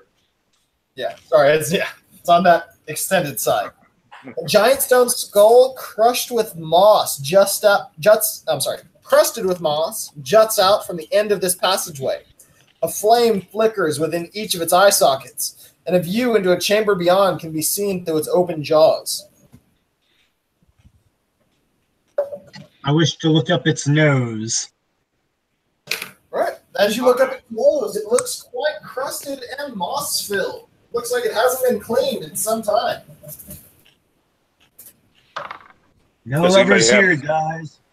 Does anybody have Mage Hand? Have what? Mage Hand. No, I I've have got. a flying monkey. Oh, send him up there to clean it. You have a monkey? Flying monkey. Like a regular monkey is better. You have anything that's not alive that you can send up there? I have a rock. Put the rock up there and see what happens. I put the rock up there. Put the rock up where? I don't know. Wherever he's saying. So as you said, put the rock up where? You see Roak try to put his hand through this mouth, try and drop the rock in. Doing so, you see the mouth clamp down. Go ahead and sign that. Sign this map. Sign the map, like right over here for Roak. I'm gonna use Asarak's gift. As this creature chomps its jaws around you, able to make contact, as the teeth, the unholy teeth of this skeletal creature covered in moss latches down onto your arm. This is around Roak, right? Yes, this is around Roak. He add his +1 to saving throws and resistant to all damage. You take 11 points of damage, and you are now grappled by this mouth. Fuck me. It was a Good thing mistake. you can't feel pain, Roak. Okay, and what are you I going to do? take that damage too, Roak. And at the start of your turn, you each take an additional 1 point of bludgeoning damage. What would you like to do? As Roak's arm is stuck. Can you move? Can you move him and Opie up to the where the mask, those statues? Because we're both kind of up there. And remember, Roak is resistant to all damage. Over there. Okay. What is that plus to athletics? No, it's the saving throws. Oh, just saving throws. You have +1 to AC and saving throws, and resistant to all damage. I'll put my crowbar in the mouth and try to help wedge it open. Okay, so you have a 21 as Roak rips his hand out from this creature's mouth. Do I have my rock? You do not have your rock. As it starts to cackle and chuckle, and you see your rock on the other side in that different room and passage. And one of the flames in its eye socket flickers and goes out.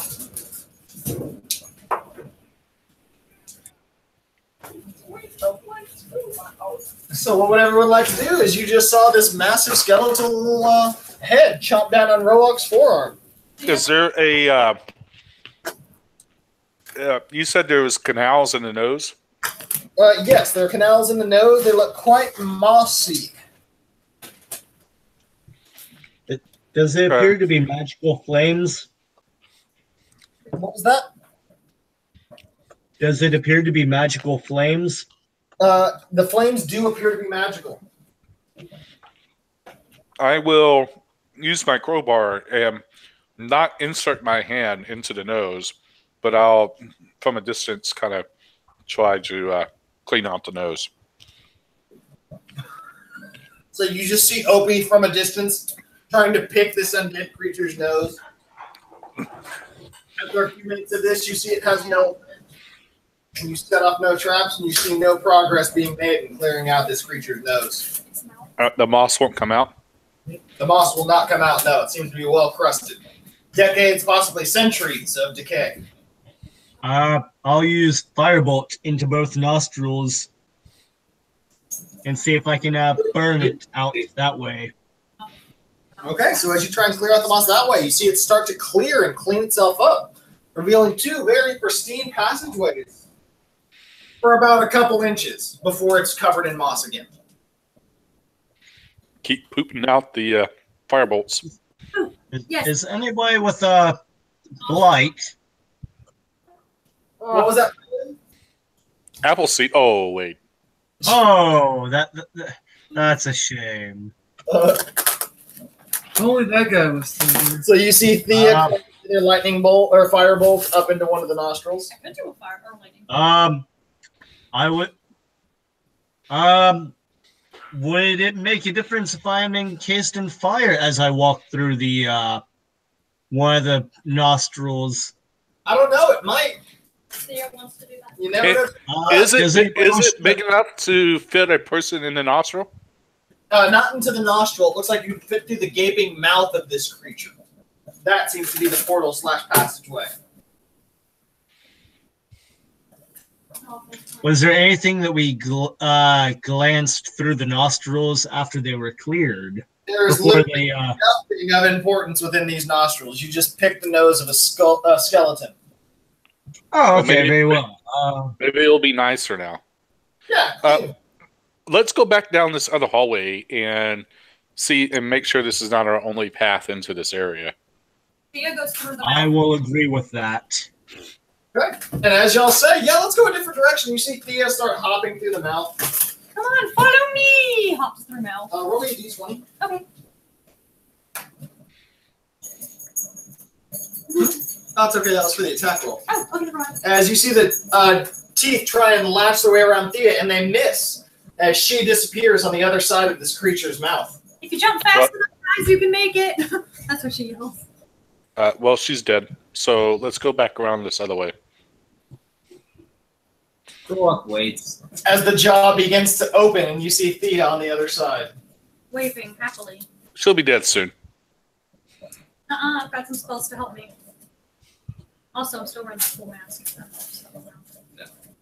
All right. So what are y'all doing? She jumps back out through the mouth. What did you doing? What are you doing? Did we notice any change other than her jumping in and out of the mouth? Yes, as she jumps out for the last time, you're going to see both of the flames finally remain dead in this creature's as the jaws clamp down around Thea as she tries to make her way back out, getting her legs stuck in. Taking 20 points of bludgeoning damage. Oh, we got out lucky, man. As you're now stuck in this creature's mouth. I'll take the crowbar reluctantly and wedge it open. Manage athletics roll, Thea. Who's stuck in whose mouth? I got a 19. He's stuck in the skull's mouth. Your way out with OP's assistance. Thank as you. the mouth now remains closed. It does not open again. Oh, yeah. Yeah, so much for that. Well, at least I made it in the first time, proving you can get through it. All right, so let's go down this other path. But I should have stayed with it. Okay.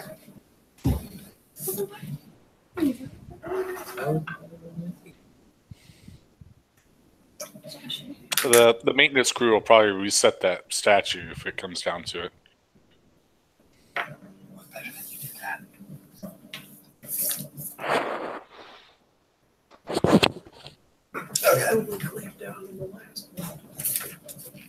at 13 health. It attacks every time.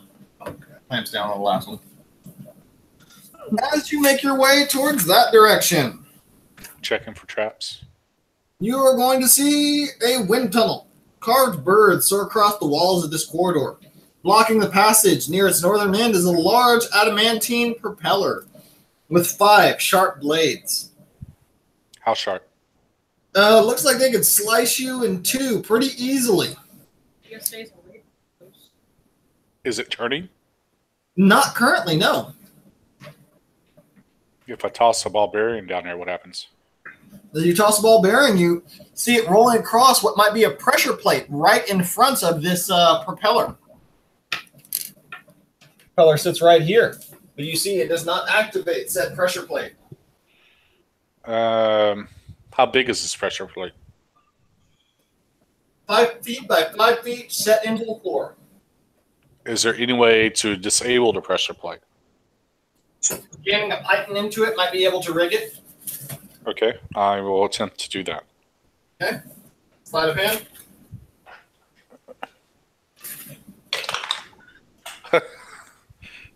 $27. And with an impressive flick of your python, you're able to knock that pressure plate into a held position. Does not look like it'll trigger.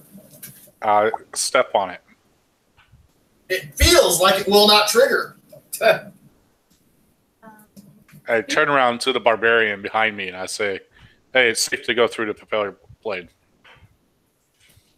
We have a barbarian? Or whatever it is. Go. The thing that's behind me, that's real big. Oh, Goliath. Goliath's just kind of, I guess we all melee fighters look the same to you. No, I said barbarian, and you do all look the same. Now get your ass through the blade. Whatever. I'm going to start calling you Hannah Barbarian. All right. Going in. Good luck. Just remember, Roak, I take the same damage you do. Yeah. I just start rending myself on this intentionally. Will a 23 suffice? And you walk, jump between the blades without much of an issue as he struts the other side of this corridor. All right, I will make my way through it also. Making my way downtown. Walking fast, late spinning. You see Misty step over this. Oswin flinches. Remembers what sort of magic could lead to. Sorry, what's that? Thea just Misty step. Oh. I definitely flinch. I flinch as well. I go through as well after seeing that Roak didn't die. Since we're bonded together. There's another coffin over here, and we couldn't see that from where we were standing. You could not, because it's 15 feet down into a depression into the ground.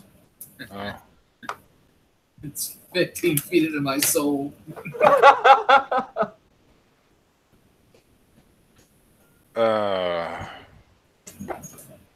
Any undead here? There are no undead here, from what you can see.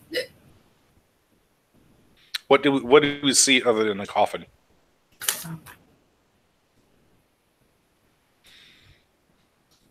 A deep pit opens in the entrance of this tomb, with a stone sarcophagus resting at the bottom.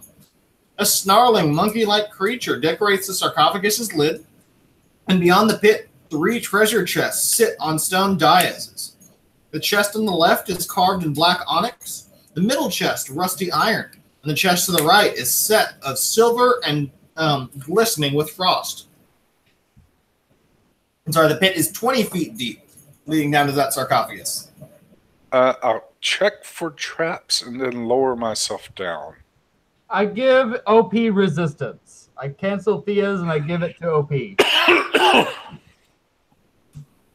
Well, it's been a minute anyways. Okay, well, you now have it. Oh, thanks. In case you want to go fuck with those treasure chests. No, I'm not going to go open the treasure chest. Okay, then he does not get... Is there any form of magic that radiates from the room? You sense ruin magic.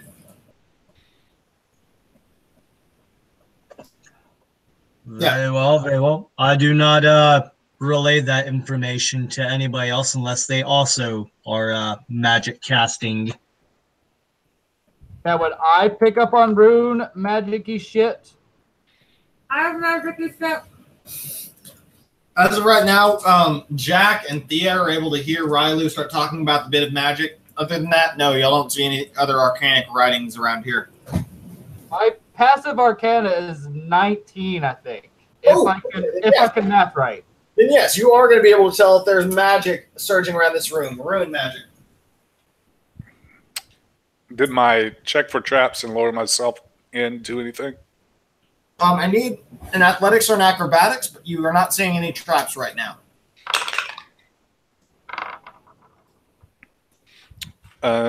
11. 11 notices no traps, but you have a bit of a rough time making it down.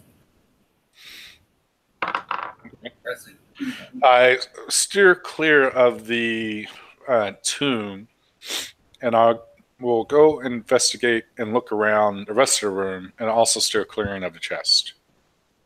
Okay. What would everyone else like to do as you enter the room? I'm gonna follow along and just see if there's any writing or anything to let me know if it's anything magical. Okay. The chests are 5 feet long and 3 feet wide. They are also 3 feet high. They appear to be unlocked. You open one. So I'm very carefully. Which one? The one over here. Very carefully, so as not to like really disturb anything inside, and very carefully peeks in. I run away. I run to the far side of the room. And you just see Opie. Woo! He lifts up the onyx plate. Very, very, very carefully.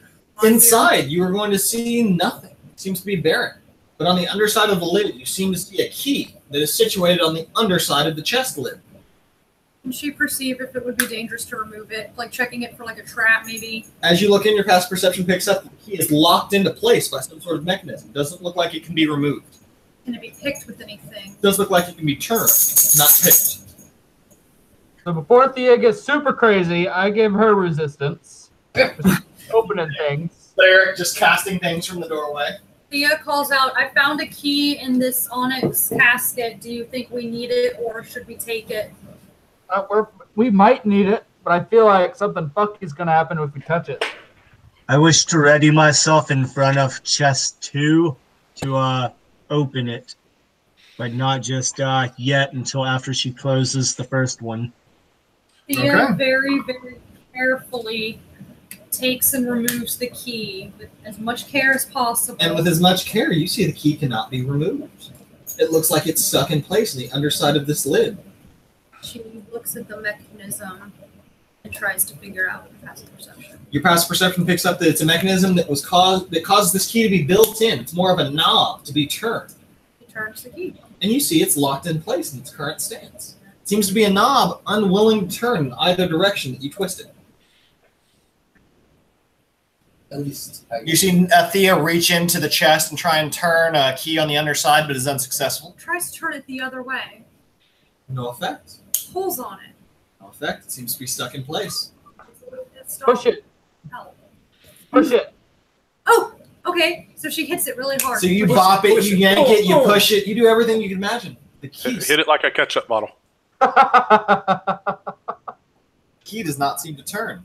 And as you start looking around, you realize this chest might be big enough to fit a person inside of. I'm not going to do that. I know, just passive insight is what you're picking up. But your key isn't turning right now, and the chest looks like it could fit someone inside. Hey, little dwarf man, this will fit you. You want to get inside and, push the button for me? I cast Bless on myself. Fucking hell. You guys got a death wish. Plus guidance. Welcome to the Nine Gods. Wait, he's going to do it? And then I get in the box. Oh, dear Lord. Okay. So I have Bless and guidance on myself right now. And, oh, yeah. And so you hop into that little one. Oh, my God. What have I done? I do not close the lid. I mentioned that. I do not close the lid. And as you get down, you get yourself in, you see you've got a little bit of roomy space down here with yourself being a dwarf. But the lid does not close, and you see the key still doesn't turn. Okay. What happens if you... I'm afraid there's only one way to turn that, my friend, and it seems as if the lid is closed. I was just about to say, what if you close the lid? No, Patrick, the lid. No, the lid. No. So do you close I'll the lid? close the lid for you. And as you ask this I question, let it happen. you see Riley just come up and slam the lid closed. And as Jack is in eternal darkness, he reaches up to the key and he begins to turn it as magic starts to surge from around it.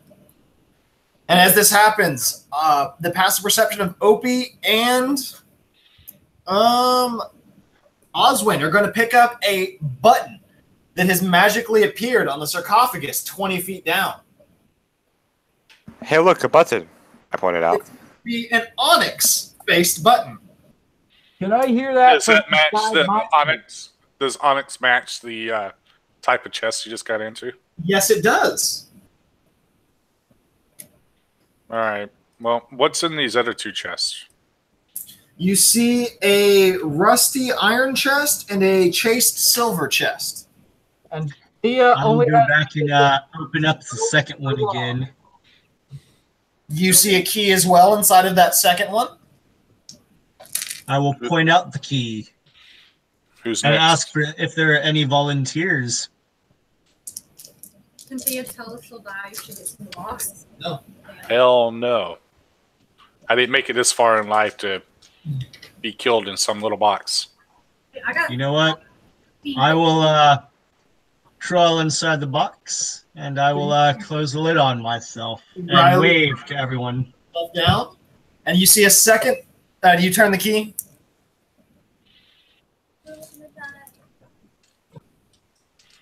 Riley, you turn the key? Ryler, did you turn the key? Oh yes, of course. Okay. So I was like, the anticipation is killing me. Oh, it's short. And as you turn Sorry, my speakers were going in and out. Good. You begin to hear the locks turn as you and Jack's chests have locked themselves. Son of a bitch! As a second button appears in the sarcophagus, sitting 20 feet down. This to be a rust-covered button.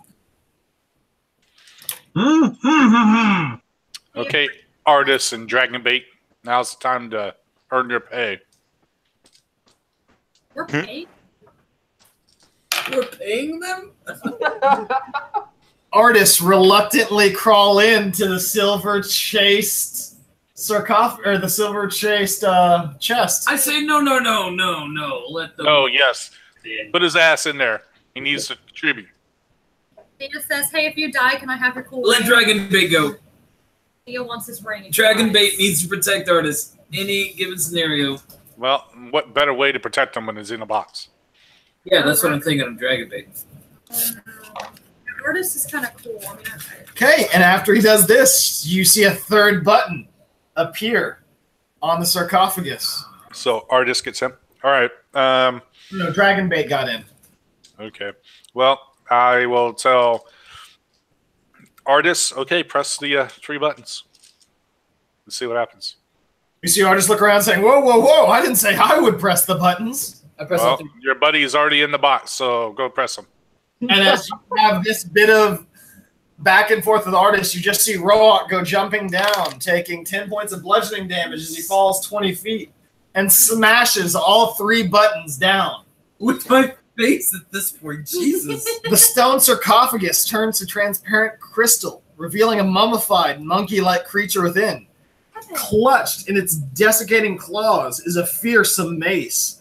And with this, you see 3 massive surges of energy that hit all of the chests with 3 cries from your comrades. Son of a bitch! Give me a second while I count damage dice here. Yo, a what? As Dragonbait will be the first one to meet his fate.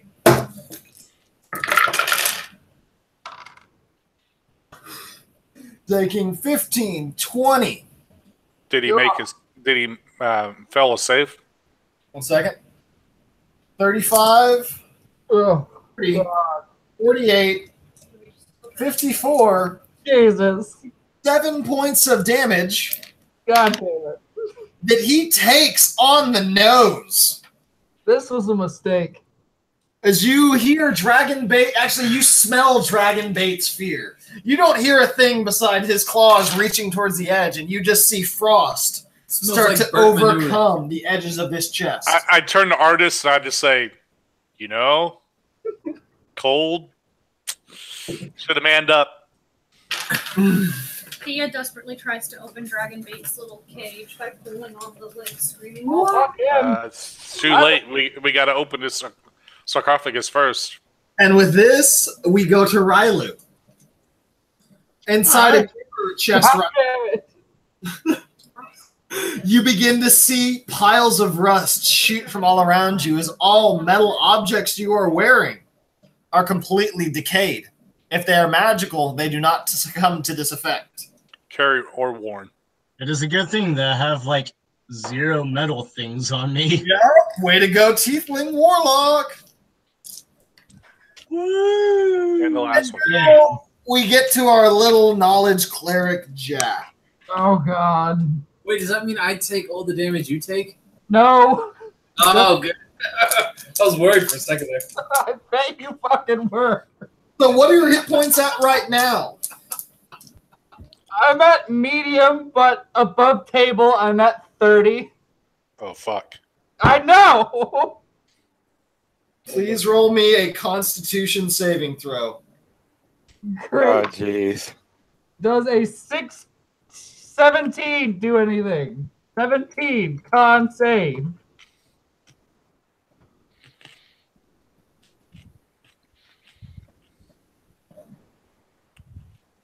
Oh, she falls to the ground. I cast a bless on myself. 10, 20, 30, Fuck. There it is. 38 points of force damage. I'm down. No. And even more concussive force goes around you. The cleric is down. No. As you just hear an immense and massive boom coming from this first chest. What would you like to do? Open sarcophagus. I'm getting in the box, you guys. I was totally kidding about getting in the damn box. I swear I fell. Yeah, he doesn't take half damage, so I know, that's what I'm trying to figure out right now. no, it doesn't say specifically. Anytime you have that, it says or they take half damage. Yeah, so he takes no damage, right? Yeah, it takes no damage. Well, thank you for ruining the sense of anticipation about what happened with Liv Dragon. But wanted to have you worry for a second. The only important save. I can't do that to him. Come That's on. just mean as fuck. Above the table, if you had failed that save, you would have dropped to 0 hit points and turned to dust instantly. So Instantly. am I down or no? You are not down. You're awake within the box. You don't take half damage. You still have the same hit points. Okay, thank God. You're welcome. I'm very glad you had that resistance. Yeah. No, And no, the I was blast. like, if you hadn't passed this, you would have been straight obliterated. So what would Yeah. you like to do now that you have a crystal sarcophagus with a mummy monkey down at the bottom and 3 possibly dead allies locked in chests? Is there anything other than a monkey? You see a mace clutched within the monkey's claws. But did inside of me say anything to me? No, doesn't say anything. Remember, Roak has +1 to AC saving throws and resistances to all damage. Terribly dangerous. Be afraid. Wow, you really come at the worst moment to tell me this. So you see Roak having like a conflict of, well, his history. What would everyone else like to do that is not trapped within a sarcophagus or a chest? I'm not touching anything in that coffin. So somebody needs to reach in and grab the monkey. Maybe spank it. There is still a crystal surface surrounding the edge of this monkey. It's very Snow White-esque sarcophagus. Could I use Mage Hand to try to get the mace out of its hand? As your mage hand tries to go down, you see that it is once again a physical crystal barrier. Push it. You push it, you see that it is quite brittle, but it would still have to be broken to be opened. Okay, I smacked through the crystal. And since you can't roll below a 5 AC, I'm going to assume you smash this at once. Give me initiative rolls, everyone that is outside of these chests. What about this roll I make on the monkey? No. Okay, actually, roll first. Yeah, no, that's your initiative. That's what. You suck. I know. Well, at least I rolled low on initiative and not on attack. Hey, Albert. Yeah. Before he smashed that thing, could I say cast mass healing word on everybody for 8 HP? Or is that going to be afterwards? No, you can. You can cast that now, but it does not dissipate away from the chest that you are currently locked in with its magical force field. So the spell slot is expended effects do not go off. Well, at least I get HP. There you go. You realize it's like, oh god, I need this, and just surge off that energy. Go ahead and type y'all's initiative into the window. 5. 10.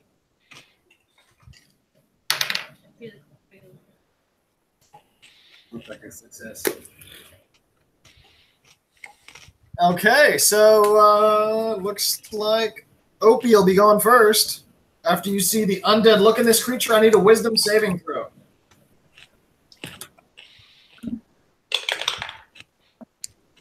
$13.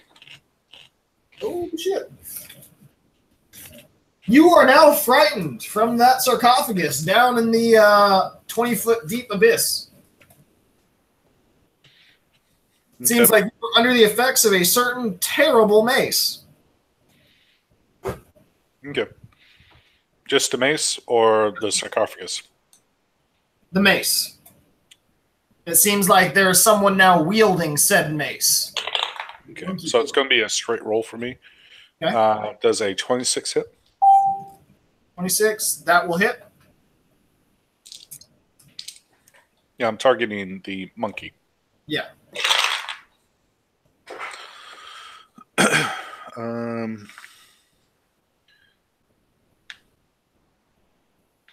It's going to be 9, 10, 11, 15, 20, 26, 32 points of piercing damage. All right, 32 points of piercing. You see this creature heavily damaged. All right, and then second attack does a 25 hit. 25 does. Is this magical?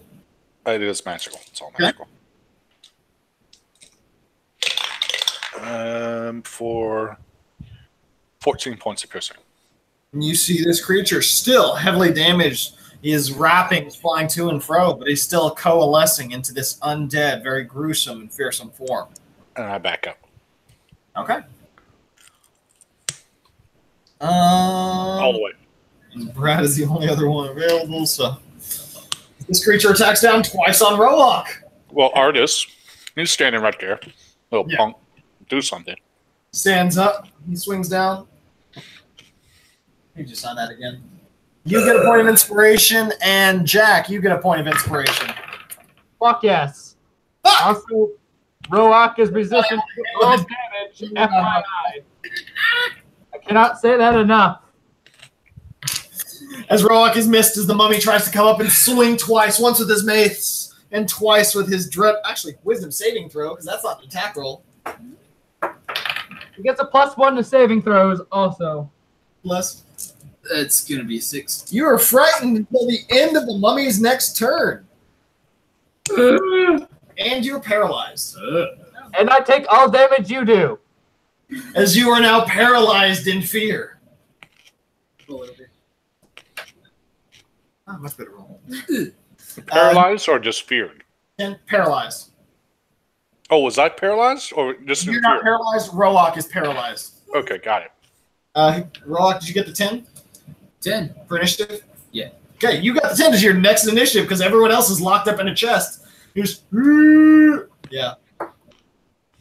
10. And at the end of your turn, you are no longer paralyzed, but you are still afraid. As you were looking back and what's going on? What is this? What is this? You just Oswin, it's now your turn. You hear Roark crying in confusion. Crying out, not like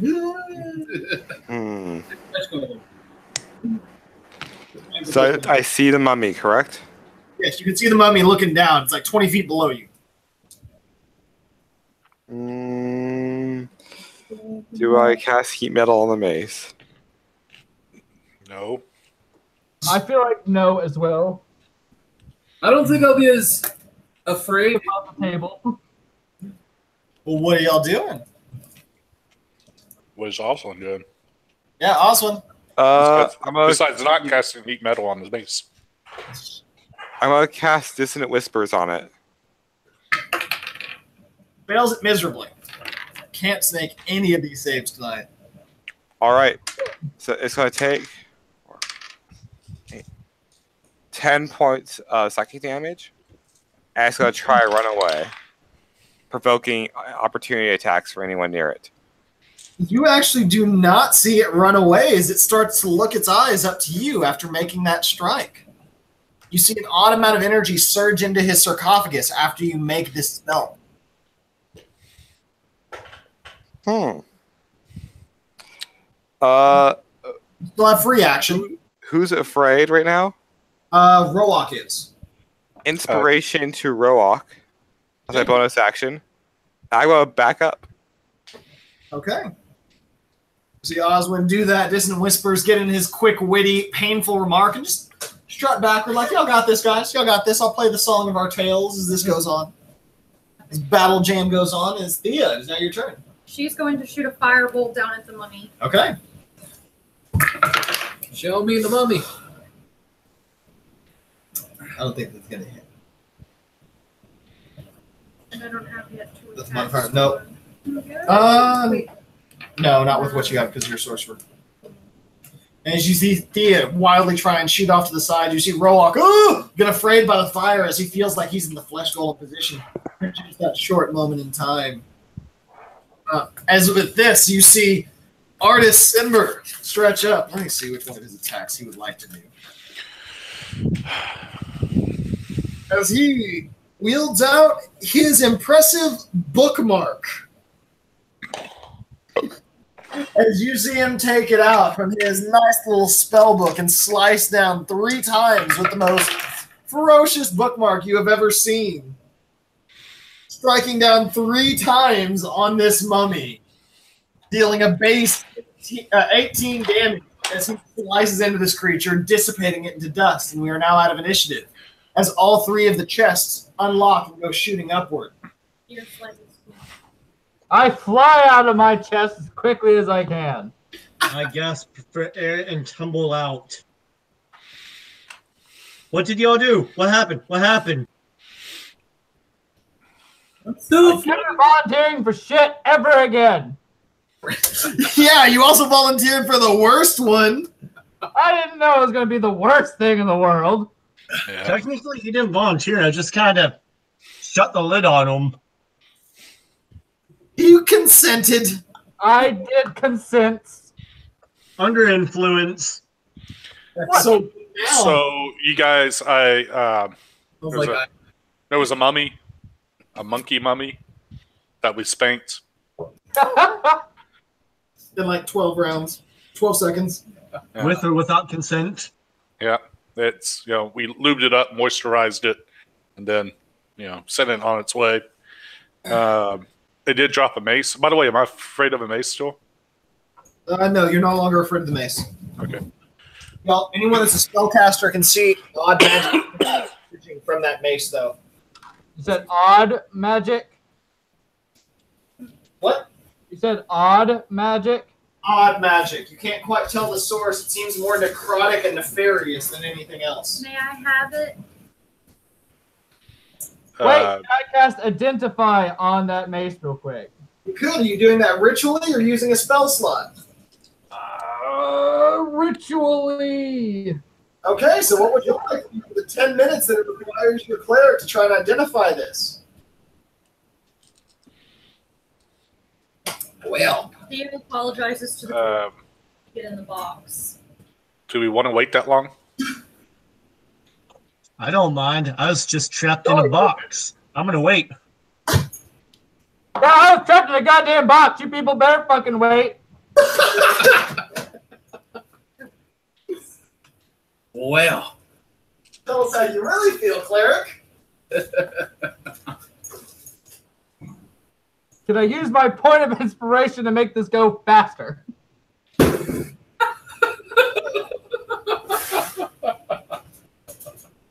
Okay, so with this, y'all have cleared up everything that you believe to be on the first floor, except for that room with the gaping mouth. All right. After he does his thing, we'll go back to that. Yes. Annihilation chapter 5. Right. So, anything else y'all would like to do while he's casting Identify? Or is that it?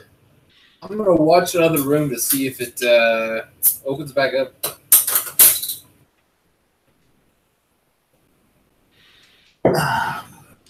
After casting Identify, you are going to discover this is a Mace of Terror.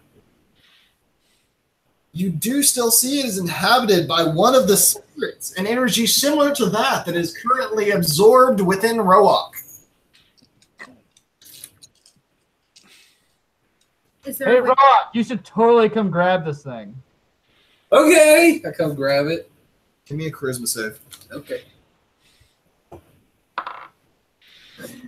And as Roak goes off to touch the mace, red smoke seeds from the head of it, forming the outline of a monkey with an extremely long tail. With a roar, the smoky apparition leaps at Roak, screaming, "Let me in!" As a small, ferocious teddy bear comes out of Roak's mouth and bitch slaps him into oblivion as the monkey disappears. I think I should hold on to this. I have a spirit monkey bitch. Also remember, you're risk averse. Tia checks her bag to make sure all her. Can I give it the flying? Ooh, that'd be cool. A little possessed monkey puppet. Obolaka would have been so pleased. So what are we doing after seeing this aberration? I'm heading back to the. I just kind of shake my head at the old monkey thing. Does everybody see it, or just yeah? Everyone sees it. Oh, okay. I check my pulse, make sure I still got I'm just not seeing things, and then I walk back out to the big mouth. And as y'all go out to try and look at that skeletal mouth again, you see it still remains closed, and there is no seeable passage through it right now. Okay, I take my crowbar and I give it to the Goliath. I say, try to open that mouth, see what happens. Okay. Okay, Goliath.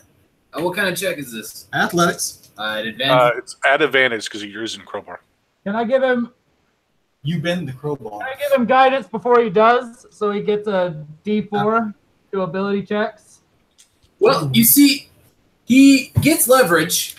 He pushes with all of his might, and you literally just see this corroded iron crowbar bend in half. Bam. Can you turn it around and bend it back? Let me see. It'd be at advantage. Oh. Wait, you're using the bent crowbar to fix the bent crowbar? Yes. So after Roak bends the crowbar, it takes him another few minutes to bend it back in place. It seems a bit weaker. Like if he does it a few more times, it might snap it, but Well, don't do it a few more times. I give it back to him. I'm not good with other people's things. So Opie, he hands it back to you. Yeah, I kind of frown at him. I decide what to do with his crowbar. And I just put it in my bag. So, as y'all look into this area, past perception of Oswin and Opie, you're going to pick up that two of the gargoyles have been rebuilt. The northern and the eastern one. Well, let's... Son of a bitch. Let's not fall. well, okay. This construction crew works faster than the ones that used to work for me. So so there's no way for us to get past this. We're going to have to wait for this trap to reset, or this thing to reset, right? The quickest way is to just fall. No. I'm talking about the mouth that we're standing next to. Yeah, the one off in that direction. Correct. It would have to reset from your knowledge right now for you to get inside. Yeah. Okay, well, let's go back to that laboratory. Since we can't really do anything more on this level. Who's feeling that? Oh, really? Is that how you feel, Ryan? No, that's his cat. All right, so anyone else have objections to going through the laboratory? My question is does everyone wish to clear it level by level, or is there anything else that anybody else wants to do? I was running splitting up the party. Forestry? What laboratory? It makes sense to clear it level by level. Yeah. I agree. Yeah. Oh, hush. Wait, is there actually... The cat. You need to love the kid. Well, He's got mats in his fur, and he doesn't like to be brushed. So, Tell Satan to just chill out for a little while. yeah. Sorry, bro. 30 seconds and I come back to a mad cat. Yeah. Actually, you know what? You're going to start hearing a low growl, very similar to that cat, echo around this central cavity as y'all start trying to figure out what you would like to do. The monkeys, we angered them. Yeah, I think he cut one too. Bastard. What an ass. So what are we doing, lads? To the laboratory. To the It's laboratory. Got it. It's kind of a known quantity right now. Before we go to the laboratory, I want to give bless to OP, Roak, and Oswin. All right. Those three have bless. Thank you. You are all about the bless. Everyone needs bless. I'm good for one sneeze. Wait, everybody got bless? Nope, just OP, Oswin, and Roak.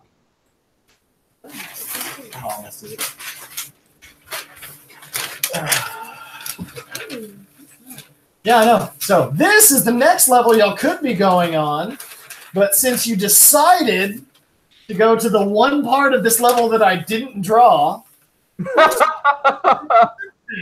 Don't be lazy. Welcome. Don't be lazy. I was like, no, there's no way they'll go to this room first of all. It just uses the exterior if they go around next week. Oh, okay. I'm just picking up your phone so I can slide it that way. That was terrible thinking. Terrible. Is that dropping? Is that map reversed? Oh, there we go. Let's just Jack said it. Jack said it. just fuck my shit Sure, I said it. Oh, shit. Fuck Roak shit up. with proficiency. Okay. Those gargoyles. Hey, remember, whatever damage he takes, I take. Oh yes, all the D10. Because okay. Roll Also, all your dice onto the ground right now. above the table, the chest that you were in deals a median of 75 points of force damage. If you Jesus fail that Christ. save. It's 10d6 plus 40. Good thing I Holy fucking shit. bless. It's a disintegrate spell, basically. Yeah, it's also a disintegrate. Yeah, because if you drop to 0, you are done. Done. Yes, pick your healer to go in the first box. Good idea. The first one, y'all almost I fucked. told you it was a stupid idea. Did It seemed like a good idea at the time. It's like you guys everything does like until you guys have a check in death the box. Are we? I definitely should have Speaking with cast these a death stupid- ward on myself. are being possessed by Mine these wasn't a stupid bad gods. I had a good box. My box did not try to kill me. And you kept the ring. Kept the ring from Ovalaka's. No, someone else took No, it. you've I got hooked that. it. You've got that. Because you cooked it. Can I have it? Whenever you're done? Oh, is anyone else fucking with the mace right now? I don't know. Doesn't Roak still have that? Okay. I don't know if he does. I just think he does. He does, apparently. I want to be a shaman if you guys just keep on giving me these spirits. I'm gonna waste a 4th level spell and cast Death Ward on Roak. Okay. What is So that? if he dies, he goes back to 1 HP. We live, we die, we live again. You see this Goliath getting quite excited, getting a bit big for his britches. He And ready it's It doesn't mean to test that theory. good for 8 hours. Really? Remember, I take the same damage you do. This is on you. Don't get too cocky. You take my negative death saves. Full of demons. Okay. Is there anything in here when we still, or is it still just dusty dwarven footprints? It's still the Dusty Dwarven footprints. You can try and give me a group investigation if you would like to try and find something, because individual will not. You'll have to scour the room and take 10 minutes. Nudge, nudge, wink, wink for this to happen. Okay. If you're making an investigation, type it into the window. I'm good. Oh, fuck me, yeah. Fuck I'll assist with investigation. Count for anything for an investigation? Nat I will 20. provide assistance for the investigation. I just rolled a nat 20 for investigation. I rolled a soft 20 for investigation, so My total is 22, but nat 20. I've just got a semi. Investigation. So intelligence. There you go.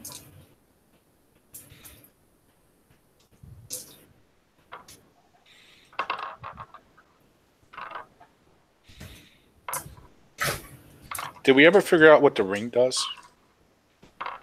No, you never cast Identify on that. Well, it turned I can cast that if you need to, but I think Roark has that also as well. I'm kind of he has things.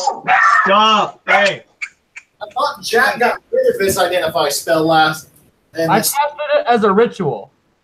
Yeah, but- it's a okay, yeah. ritual. It just has to be in a spell book. You just have to cast in the spell. Okay, good. Good memory. But I think he has to touch it to be able to identify it, right? I do, but Roark has to give it to me if he wants me to identify it. So, Roak, do you have that? Which one? The ring. I hand him the ring. Wait. I ask him, are you sure? Yes. Okay, I hand you the ring.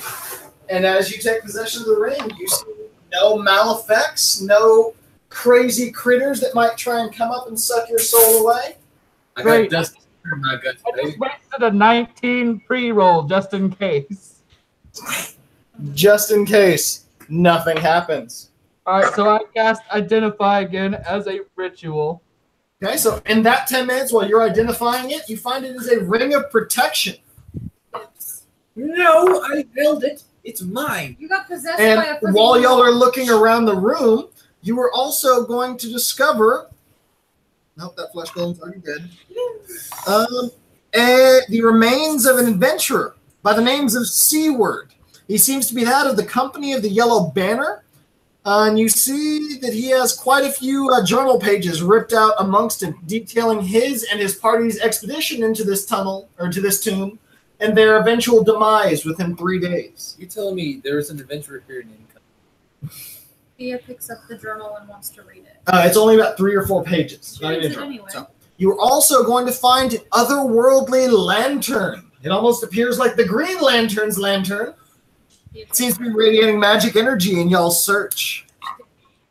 It seems to be hidden under a bench of stone tools, and it has some odd moon elf emblems along the outside of it. Damn it. And as Thea picks it up, she is going to see the spirit of a female moon elf warlock known as Starfelon that resides within said lantern.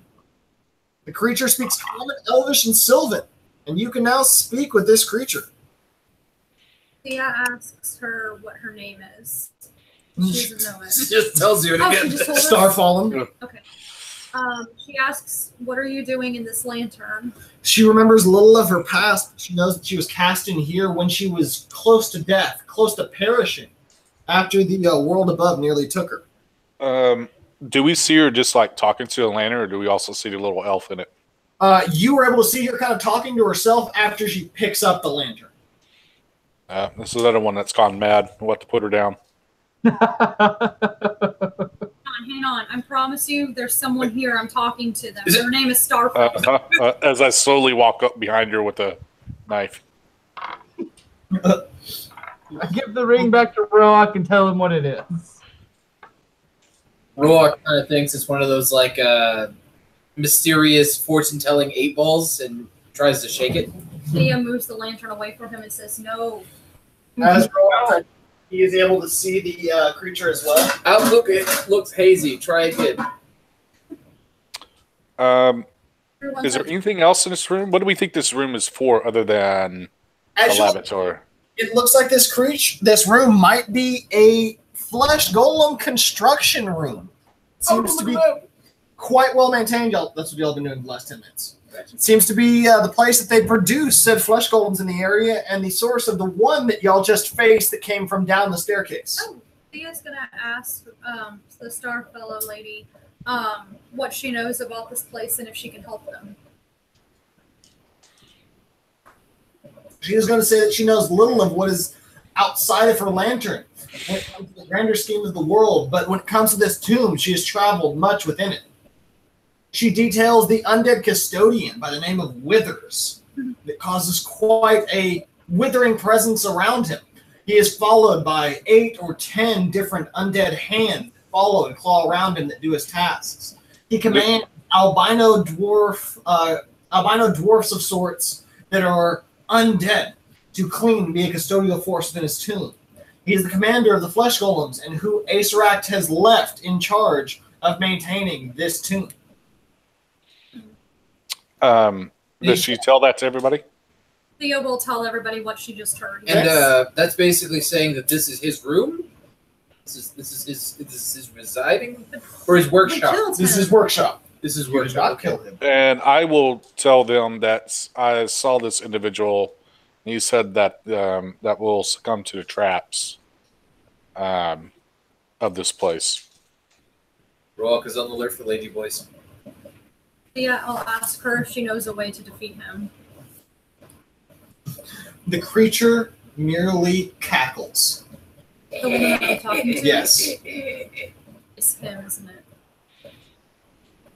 Can Thea use her passive perception after that cackle to try to figure out what's going on? You could try, but you aren't able to discern much of anything. Can the others with the higher passive perception do it? So everyone is going to see Thea get a little bit uneasy with this lantern, get a bit nervous with it. What would y'all like to do? Can we tell how they make the golems in here? Is it something that we can prohibit? It looks like if y'all did a couple fireballs in the room, spent a fair amount of time destroying it, it would take a fair amount of time to rebuild. What if I did a lightning bolt? Lightning bolt would do a fair bit. You streak it down the side of a room. Okay, I'm going to do that. Is everyone out of range so they're not going to get hit with it? Yeah, do that. So you see Thea preparing herself to cast a lightning bolt, saying, "Hey, so we blowing this bitch up?" How do we think the one lightning bolt will do it, or do we think that this is going to be a waste of resources? It looks like a lightning bolt would cause a fair bit of damage, but it's an extensive boiler room. All of these walls. Just goes on a rampage with his adamantine greatsword. What are you guys talking about? That's true. Okay. So, how long would y'all like to make this ruckus of full combat noise? Rampage, As rampage. long as it takes. Yeah. I don't know. Blow something up. I really was just looking around this room for anything of notable value with my 9 I passive got my talking perceptions. lantern person. I'm good. This door that you have, replace Bill, my staff that broke. can I peer out? I don't want to go out. I just want to kind of peek out the door. As you peek out the door, you are going to see it goes about 10 feet before it stops at a spiral staircase. It seems to it goes up and down from where you are. It seems to only go down from where you are currently standing, and there are passageways leading to the east and to the west as well. I'll close the door and I'll say, "Looks clear. Let's go ahead and destroy this bitch." Thea prepares her lightning bolt. Rampage! Don't you spend such valuable resources on such a Fine. trivial deconstruction method as this. Okay, fine. Go nuts. Plus 2 adamantine greatsword. Which way does the door open? The likelihood of the others coming back and just fixing this all is rather high. I'll put a pitten in to lock the door in place. You see OP just knocking in a python. So how long would y'all like to spend in this room going ham? I don't know. Until it's just... How? Have him destroy one piece of furniture, and then we'll extrapolate out the time needed. Okay, so after you just see Roa go ham with his adamantine longsword, greatsword? Greatsword. Adamantine greatsword, it looks like it would take a full 12 hours of him going by himself with this sword to smash everything to bits. With y'all's assistance, it would knock it down to about 8. What if he just targeted the actual golem creating thing? I'm considering it as an equal dispersion of the room. There's no soul thing that'll make it more. Oh, there's not. There's not like a golem waffle press. They No, like there's pour, not a golem pour waffle. shit in and then cook it for a little bit. But if y'all are watching Raw and do this for some time, your passive insight might pick up that you've already taken the life force, the catalyst that might spark energy within a flesh golem in a certain little bullseye lantern that you have in your possession. He is Oh, not. okay. And so while this may be the big mechanism to start the life and make it possible, it still might require that energy from the lantern to make any further flesh golems. Ask your little friend if there's a way for us to free her. Okay. Hey, Starfellow, would you like to be free from your lantern? It is star fallen! Oh, I'm so sorry. It's It's a beautiful name. Entire time. That sounds much better than Starfall. Anyway, would you like to be freed from your lantern? I know I would hate being trapped in a lantern. Says, no, I was slain nearly a century ago. This lantern is all that holds me to the face of the earth, like the face of Bo, if you've ever met the man. Quite charming. I don't believe I have. Is he cute as well as charming? Oh, he's rather dashing. Be careful. He'll, knock your socks off and every bit of your knickers as well. I don't wear stuff. He is bonus action dashing.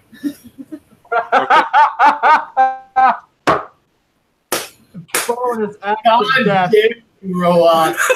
That's a hell of a rogue pun. Anyone else? What would y'all like to do as this conversation's going? Oh, I will step out to the spiral staircase and have a look around, stealthily and looking for traps. Okay, give me a stealth roll.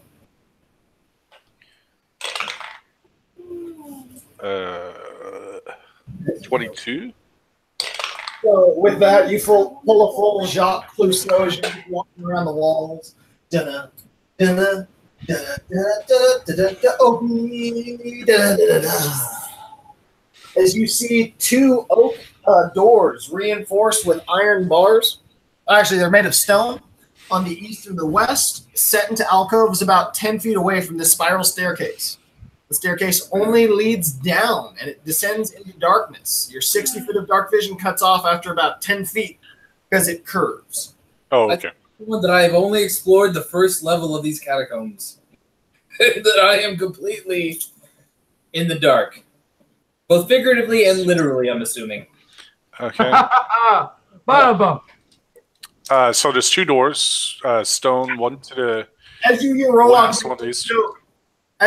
say, I am both figuratively and literally in the dark in his Goliath way, all of the lights in the room except for your lantern go out. Oh, God damn it.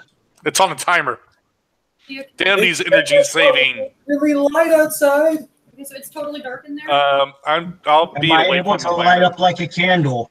And as the area that Oki is standing in now juts out with light, as there is a torch on the central pillar of this spiral staircase, as it sits on the top portion of it. Can I put it out? You can try. How are you doing?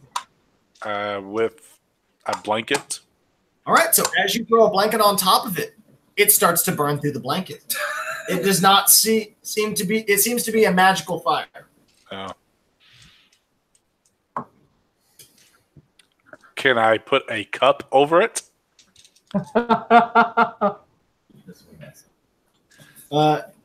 You could try. I put a cup over it. So as you put a cup over it, it dims the light.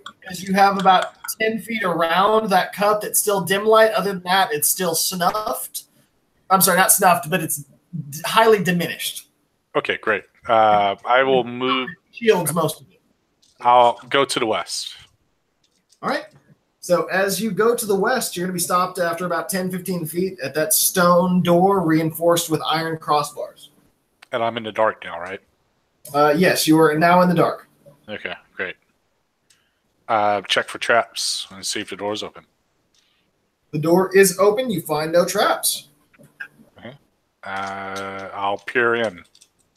Candles dimly illuminate a cluttered office. What's with all the light? I wish to walk to. I actually like this because I've never seen a dungeon with so much like illumination. I know. it's ridiculous. I wish to walk up to. I believe it's Roak that is having trouble walking in the dark, and I'll guide him. Okay. So, back to it. Candles dimly illuminate a cluttered office. A skeletal songbird rasps at you from a filthy cage in one corner. Other furnishings, including a wooden writing desk and a tall back chair. Anatomical drawings sketched in charcoal hang on the walls behind this desk. Seated in the chair is a shivered corpse of a humanoid wearing moldy robes and a bronze mask, sculpted to look like a frowning visage. Edgar Allan Poe? Hangs a black skull amulet and a number of severed hands claw at the desk and floor around him. I'll say you again. You say all this information is written down? No, just the charcoal, the anatomical drawings, the charcoal pieces. I put those in my pack. Being a knowledge cleric, I want to know things. Don't get ahead of yourself. There's somebody sitting in the chair. Oh, never mind then. I didn't hear the As he just burst in, Withers is like, "Hey, what are you doing? Why are you taking my drawings?" I heard the parrot. I didn't hear person.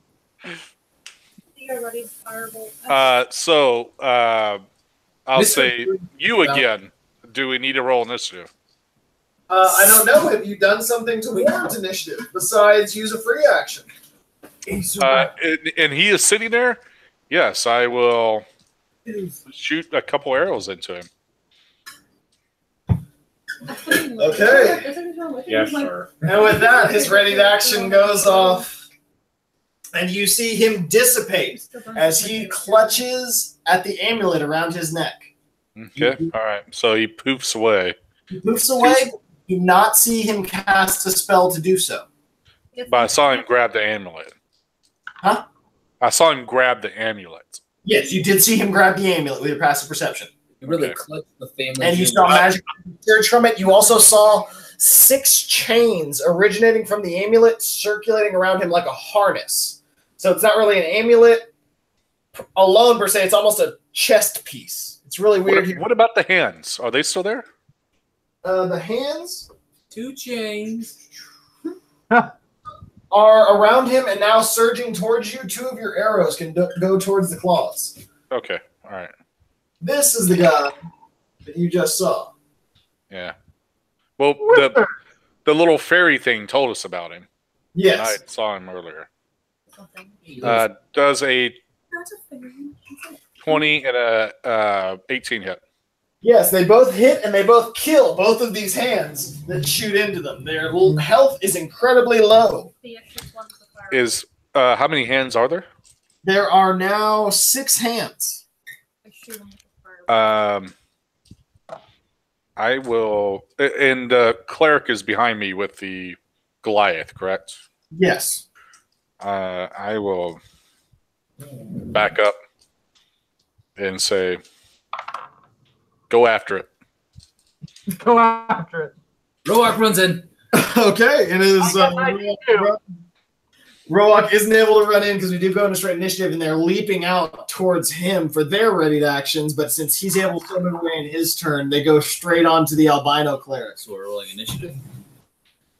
Don't worry about initiative. We're going to see how many of the hands make it through you and the cleric's turn, since y'all would get to react to it first next to them. Okay. Remember that they were just taken out with an arrow apiece. Oh, I can beat the snot out of these things. Yeah. Hands tied behind my back. Like, remember, you're fighting severed hands right now. It's not like a demi-lich that's just pretty small and painful. These are a little easy. I just take it hostage. You can see you will be my as puppet. he starts doing little puppets, and they all dart in different kung fu moves. 6 attacks on the albino dwarf cleric with a 15 AC. 2 fingers each. That's going to be 2 shots that make contact out of the 6, as the rest just whiff around the back of you. How do they do this? Did it just kind of like fall on you with a fist? Yeah, they punch you. It's an unarmed strike, but magically. 5 points of bludgeoning damage and 3 points of bludgeoning damage. Jesus. Or actually, sorry, bludgeoning and slashing as they kung fu punch and slice. It's raining nuggets. As you're able to react to that albino dwarf, what would you like to do? Ow. And then I want to what does this do? Only one item? Damn, only one creature. Let's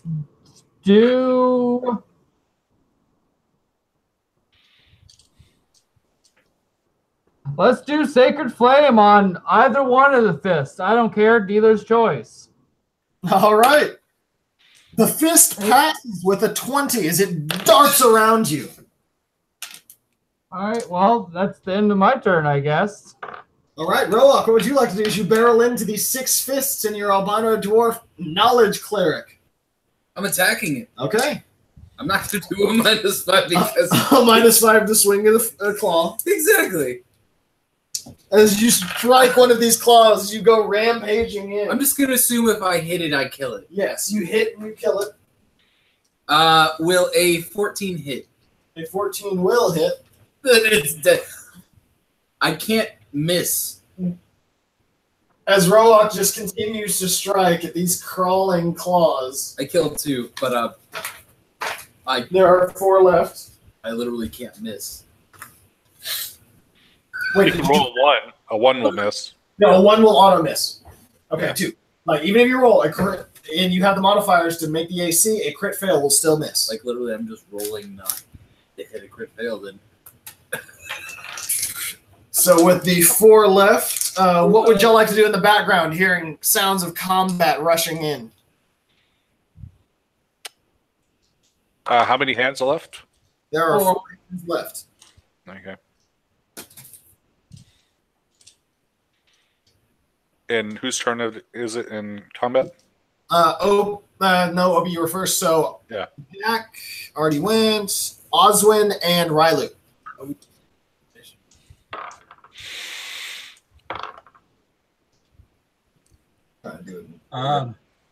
It's such small shit. I had been guiding, I believe, Roak up whenever it was low light for part of it, so I'd be behind Roak. Okay, I'm so just kind of watching as all of it's happening. Okay. So watching as it's happening, Oswin? So do I see any of these small hands? This is 4 of them. Just your own. just your own. And my hands are normally sized. Aren't you an elf of some kind? Half elf. Can I try to stab it with a rapier? You can certainly try. Your way into this narrow hallway to attack these creatures. Will an 8 hit? An 8 will not hit as the claw scratches its way around.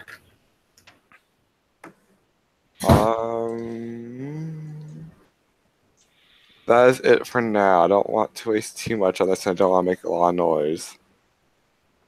All right. That takes us back up to Opie.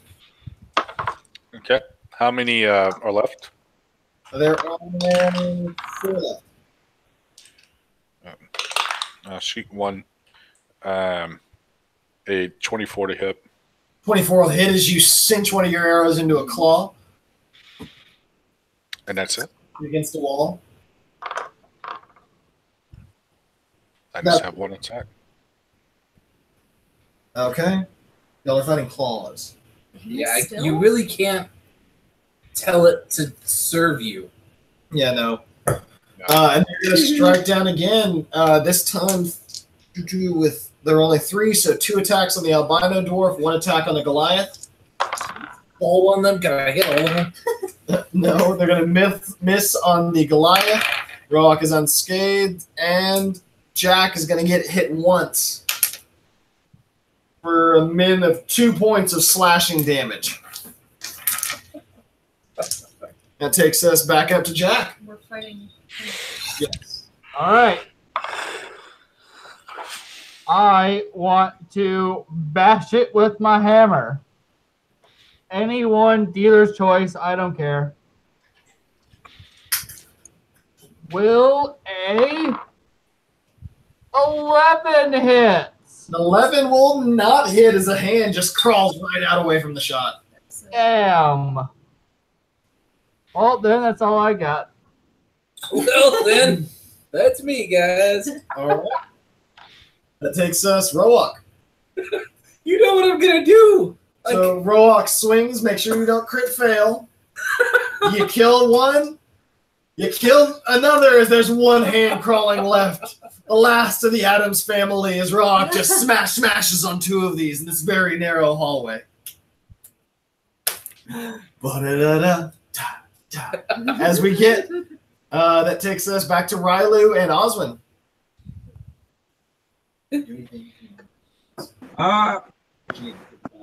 I still believe that my companions are handling the hands as best they can. So I'm going to look around the room as to everything else that's currently within there. Okay. As you look around, you're going to see a doorway to the east that's still sealed. You came in through a northern entry. Everyone's fighting in the western entry right now in this hallway between the staircase and the hallway into this like office space. I want to search his desk. I'll use my free action to inform that the door is currently locked. Oh, that's great. We got bigger things here. Well, smaller. It appears to be closed, not locked. Sorry. Roak says thank you. Oh, okay. Even better. That's why I inform. Okay. So, Oswin? I'd like to take another shank at the remaining hand. Okay. Give me an attack roll. That'd be a 15 to hit. 15 will make contact. How would you like to slay this last hand? Make a skewer out of it. Ooh, okay. And with that, you just skewer this last of the hands. You'll get out of your slight initiative. You look around, you feel this odd disturbance coming from around you. It's an energy coming from the inner part of your soul. You feel quite a bit of an electricity in the air. As a lightning goes off, I need everyone to make a dexterity saving throw except for Thea. Yes. And Thea and Rylu, yeah. Hold on 1 second. Where's this lightning coming from? What's still going on? Huh? Where's this lightning coming from? The sky. It seems to be coming from the eastern passageway, that closed door. It seems to be jutting through the metal. That shit was invisibility. Oh my god! It was Wait, an hold on. What? I'm lost here. Can you put us on the map where we're supposed to be? So, Because we're not in this room anymore. no, y'all are not in this room anymore. Y'all are just outside. So, sorry. Tried to draw a staircase on every one of these levels, and it didn't happen for this one. Perceptions could not pick up sounds of cool. Come on, pull these up.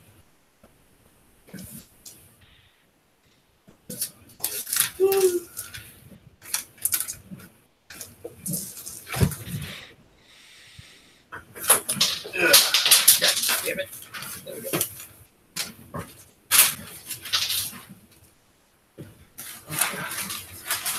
What did you do? I dropped 4 dice.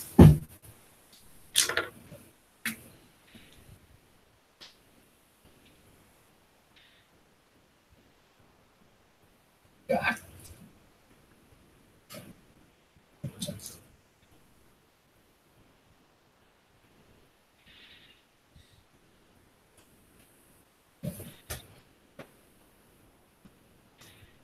So what's the source of this spell again? Or Hang on, saving he's spell? drawing something out. Alright.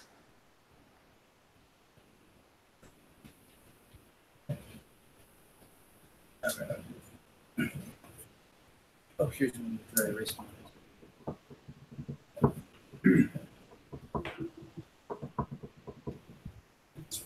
Ryan. Office Max. Yeah. I wish we could,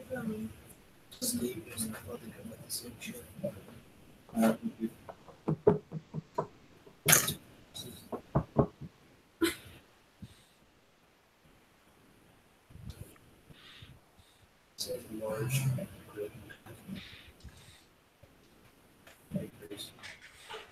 I will say that I might have to crash here shortly. Yeah, So, I think we're coming up on the end here. We're certainly getting to a point where we could finish up for the night. sounds good. You said that for the deck save that I and Thea do not have to make it. Yes, you and Thea do not have to make it because y'all were standing back watching what was going down. Got 22 on that. Okay, half damage. Hey.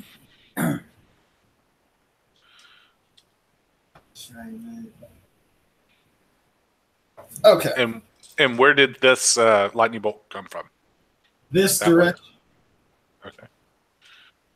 And sorry for orientation because this is different.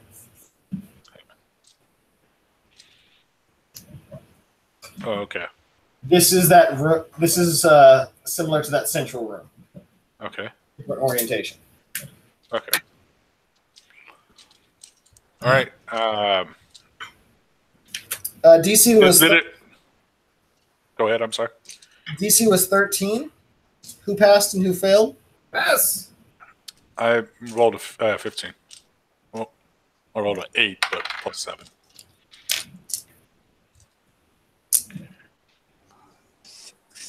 Jack got a 21. 22.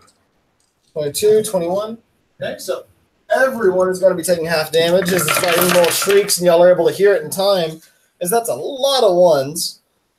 10, 4 ones, 20, 25. Y'all take 12 points of lightning damage as this surges through y'all after getting that last hand. And you... It sounded like somebody cast it, and it wasn't just like a trap that went off. You are not able to hear a source of a caster right now, actually.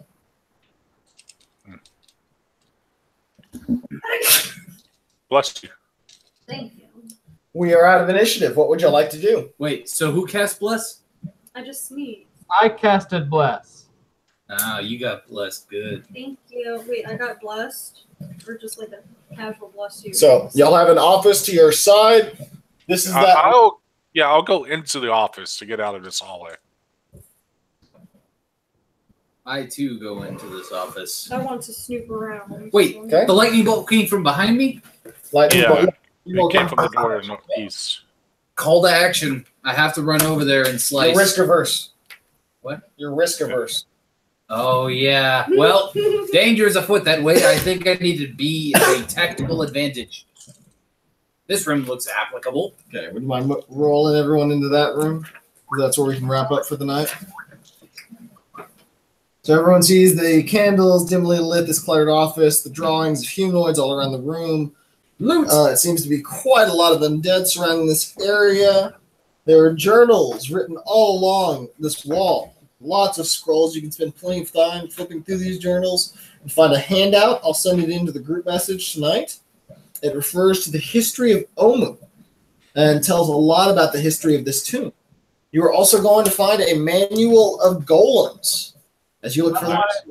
I want the manual of golems. Dibs. It will be that of clay. Well, we'll have to see who else wants it, and then We'll divvy those up at the end. Let's hear what else here. And the desk drawer contains a translucent fist-sized gray stone that radiates an orb of enchantment to detect magic. I want that. All right, to detect magic. It radiates enchantment. so is this a magical stone? Nondescript.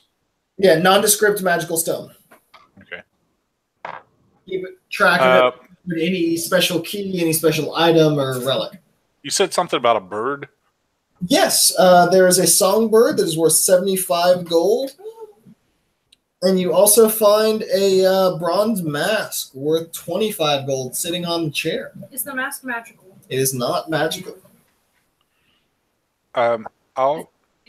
Is it just a regular bird that's just like hopping back and forth? Yeah, it's a regular undead skeletal bird. Oh. It's Undead. I will gladly take the mask. I were to... Hey, what are the magical items? I'm sorry. Or can you type them out? I don't think there was any magical items. The manual golems is magical item. Oh, yes, I had so hard dibs on that. There's also the Mace of Terror and the Ring of Protection. Yes, but Well, but those aren't. Those are whoever picked up the god, right? Yes, but you can. It's whoever picked up that god. But Roark has both of them. Roark has both right now, but he's only inhabited by one spirit. If you all leave it to him, that means both of the items are technically him and his characters. I'll roll for the ring. Okay. I want the guide. I will roll so hard for that. Roll The for. ring. What does the ring of protection do? It's +1 to your AC, +1 to spell saves. Everything. Yeah, it's pretty decent. It is a +1 to literally. It's like saving throws, +1 to saving throws, +1 to armor. Okay. I mean, I'm actually really squishy. I would take it. I'll take it. Well, will 1 armor help you?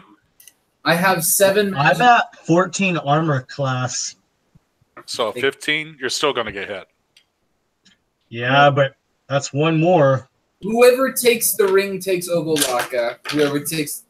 You can add a turn now. Well, So we don't Well, every armor class is 5% less chance. take it. I think Roark should just keep the cursed items he has. what? I want to find out. How do I find out the right way? You have it.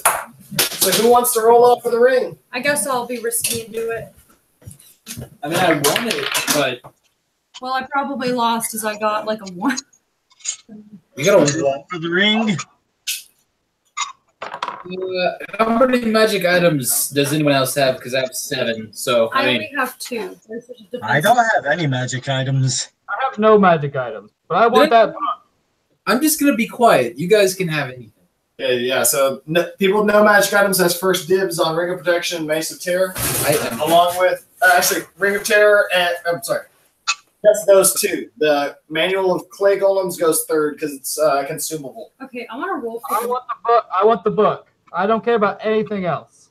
I'm not going to roll. How many magic items do you have? I have no magic items. I'm not against him having the book. I have no need Yeah, for the no, book. I would say the book goes to Jack at that point. Yeah. Plus, Yeah. he went into the box, so I think he Yeah. deserves Oh yeah, especially with the knowledge cleric Yeah. hopping into that, he might need someone else that can hop into the box next time. Alright, I'm gonna roll. I'll take that mace if none of y'all want the mace. I don't want the mace. So who's getting the ring? I guess you get the ring. From Okay. my understanding. I will gladly take the ring if somebody will be kind enough to send me a description and all. Yeah, we can send it. That's what the book does. We can send The, both. the book doesn't do anything until you pump a bunch of money into it. Yeah. Okay. How much money? Because I got A lot. money. We'll go into that. Who wants the Mace of Terror? I do. Okay, so Thea wants the Mace of Terror. Anyone else? Non-contestant. There we go. There we go. So, for reference, the Manual of the Clay Golem takes 30 days and 65,000 gold. Okay. Told you. You weren't lying.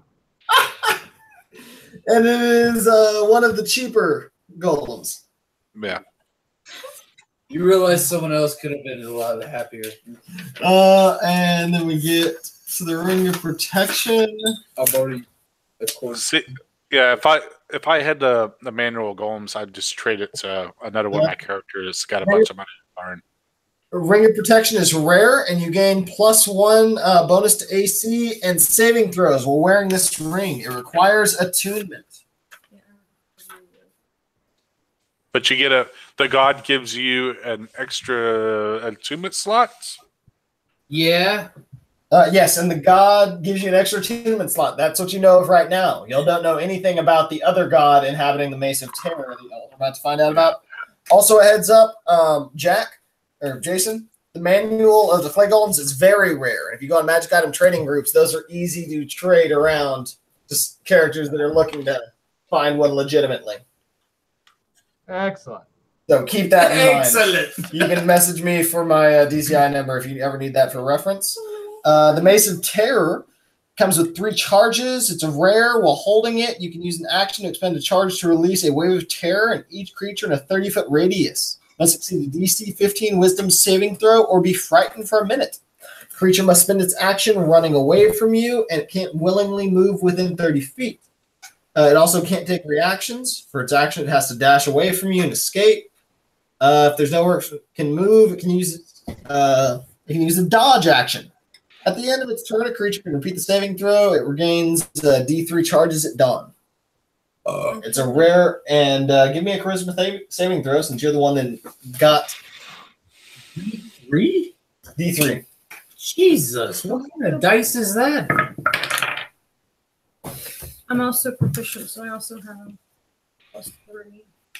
Okay, so you become plus 6 technically, right? Mhm. Okay, so yeah, plus. You're so addicted. Yeah, you're addicted. To what? This nice little creature. Is it- Oh, Not addicted.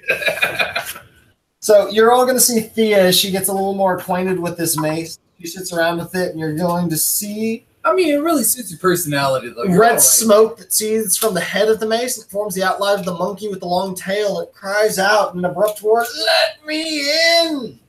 As Wongo, the trickster god, the Sioux monster, inhabits you. You now gain the flaw. You act without concern for the well-being of others. So if you would cast a fireball, you wouldn't care about excluding anyone. Everyone should burn, and the strongest should stand. Oh, that's exciting. Yeah, that's a fun one. To the sorcerer. While inhabited by Wongo, you can use your action to unleash a psionic attack Ooh, that's awesome. against a creature you can see within 60 feet of you. The target must succeed a wisdom saving throw or be stunned until the end of its next turn. That's pretty goddamn cool. Cool down. Mm-hmm.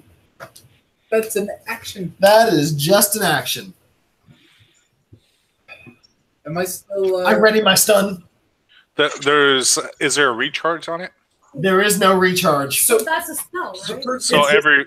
So every round she can stun. Every round she can stun is an action. Nice. The person who has the ring Yeah. now. Do they get the spirit? Who has the ring right now? That would be myself. Okay, so Rylu, you have a conundrum right now. Roak is currently inhabited with the spirit of the ring that you have earned. Does your character pick up the ring and try to attune to it? I do not wish to attune it just yet, but I plan to soon. Okay. So for right now, there is a spirit that inhabits Roak that is yearning for that ring. Roak is able to hear it in his head consistently, crying out. It's urinating in my head. It's basically crying, my precious, go get to it and attune to it to Roak. While it's in Rylu's possession, but not attuned to yet. What are y'all trying to do while within this room? Any sort of rest? Yeah. Yeah. A Leonin, what? Yeah, I can cast Tiny Hut again. At what level? That is a 3rd level spell slot. And you ritual and casting, right? Yeah. Yep. Okay. I'll close the door before. All right. And as our adventure ends for the night, you see Opie slowly creaking that door shut, latching it as y'all have stolen everything from Withers' office. You cleared it. You've cleared it out. You get in your Lehman's hut as your 9th level bard casted away, and everyone's licking their wounds after quite a near-death experience in the 1st level. And the start of the 2nd level of the Tomb of the Nine Gods. So we're about. How many levels are there over the table? A bunch. You'll learn about them. That's part of the fun. At least 3, because we can see stairs going down. Actually, at least 5 because we went down the pit. I fell a long way. Y'all have seen 4 floors from where Roak fell, and there was also an open pit going down past that 4th floor. Yeah. Lovely.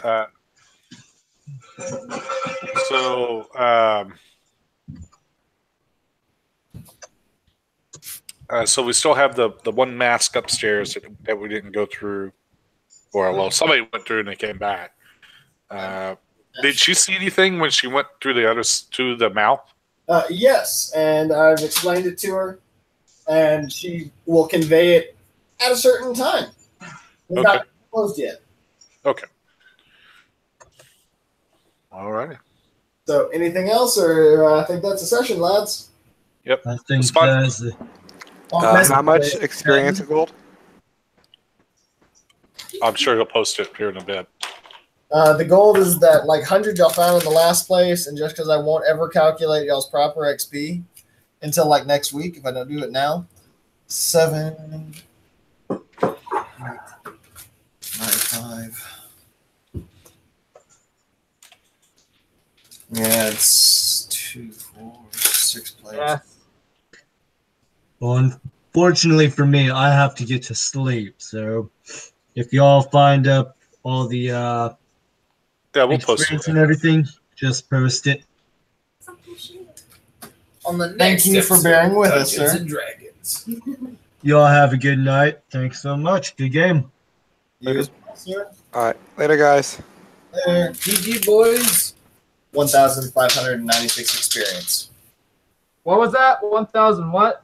1,596.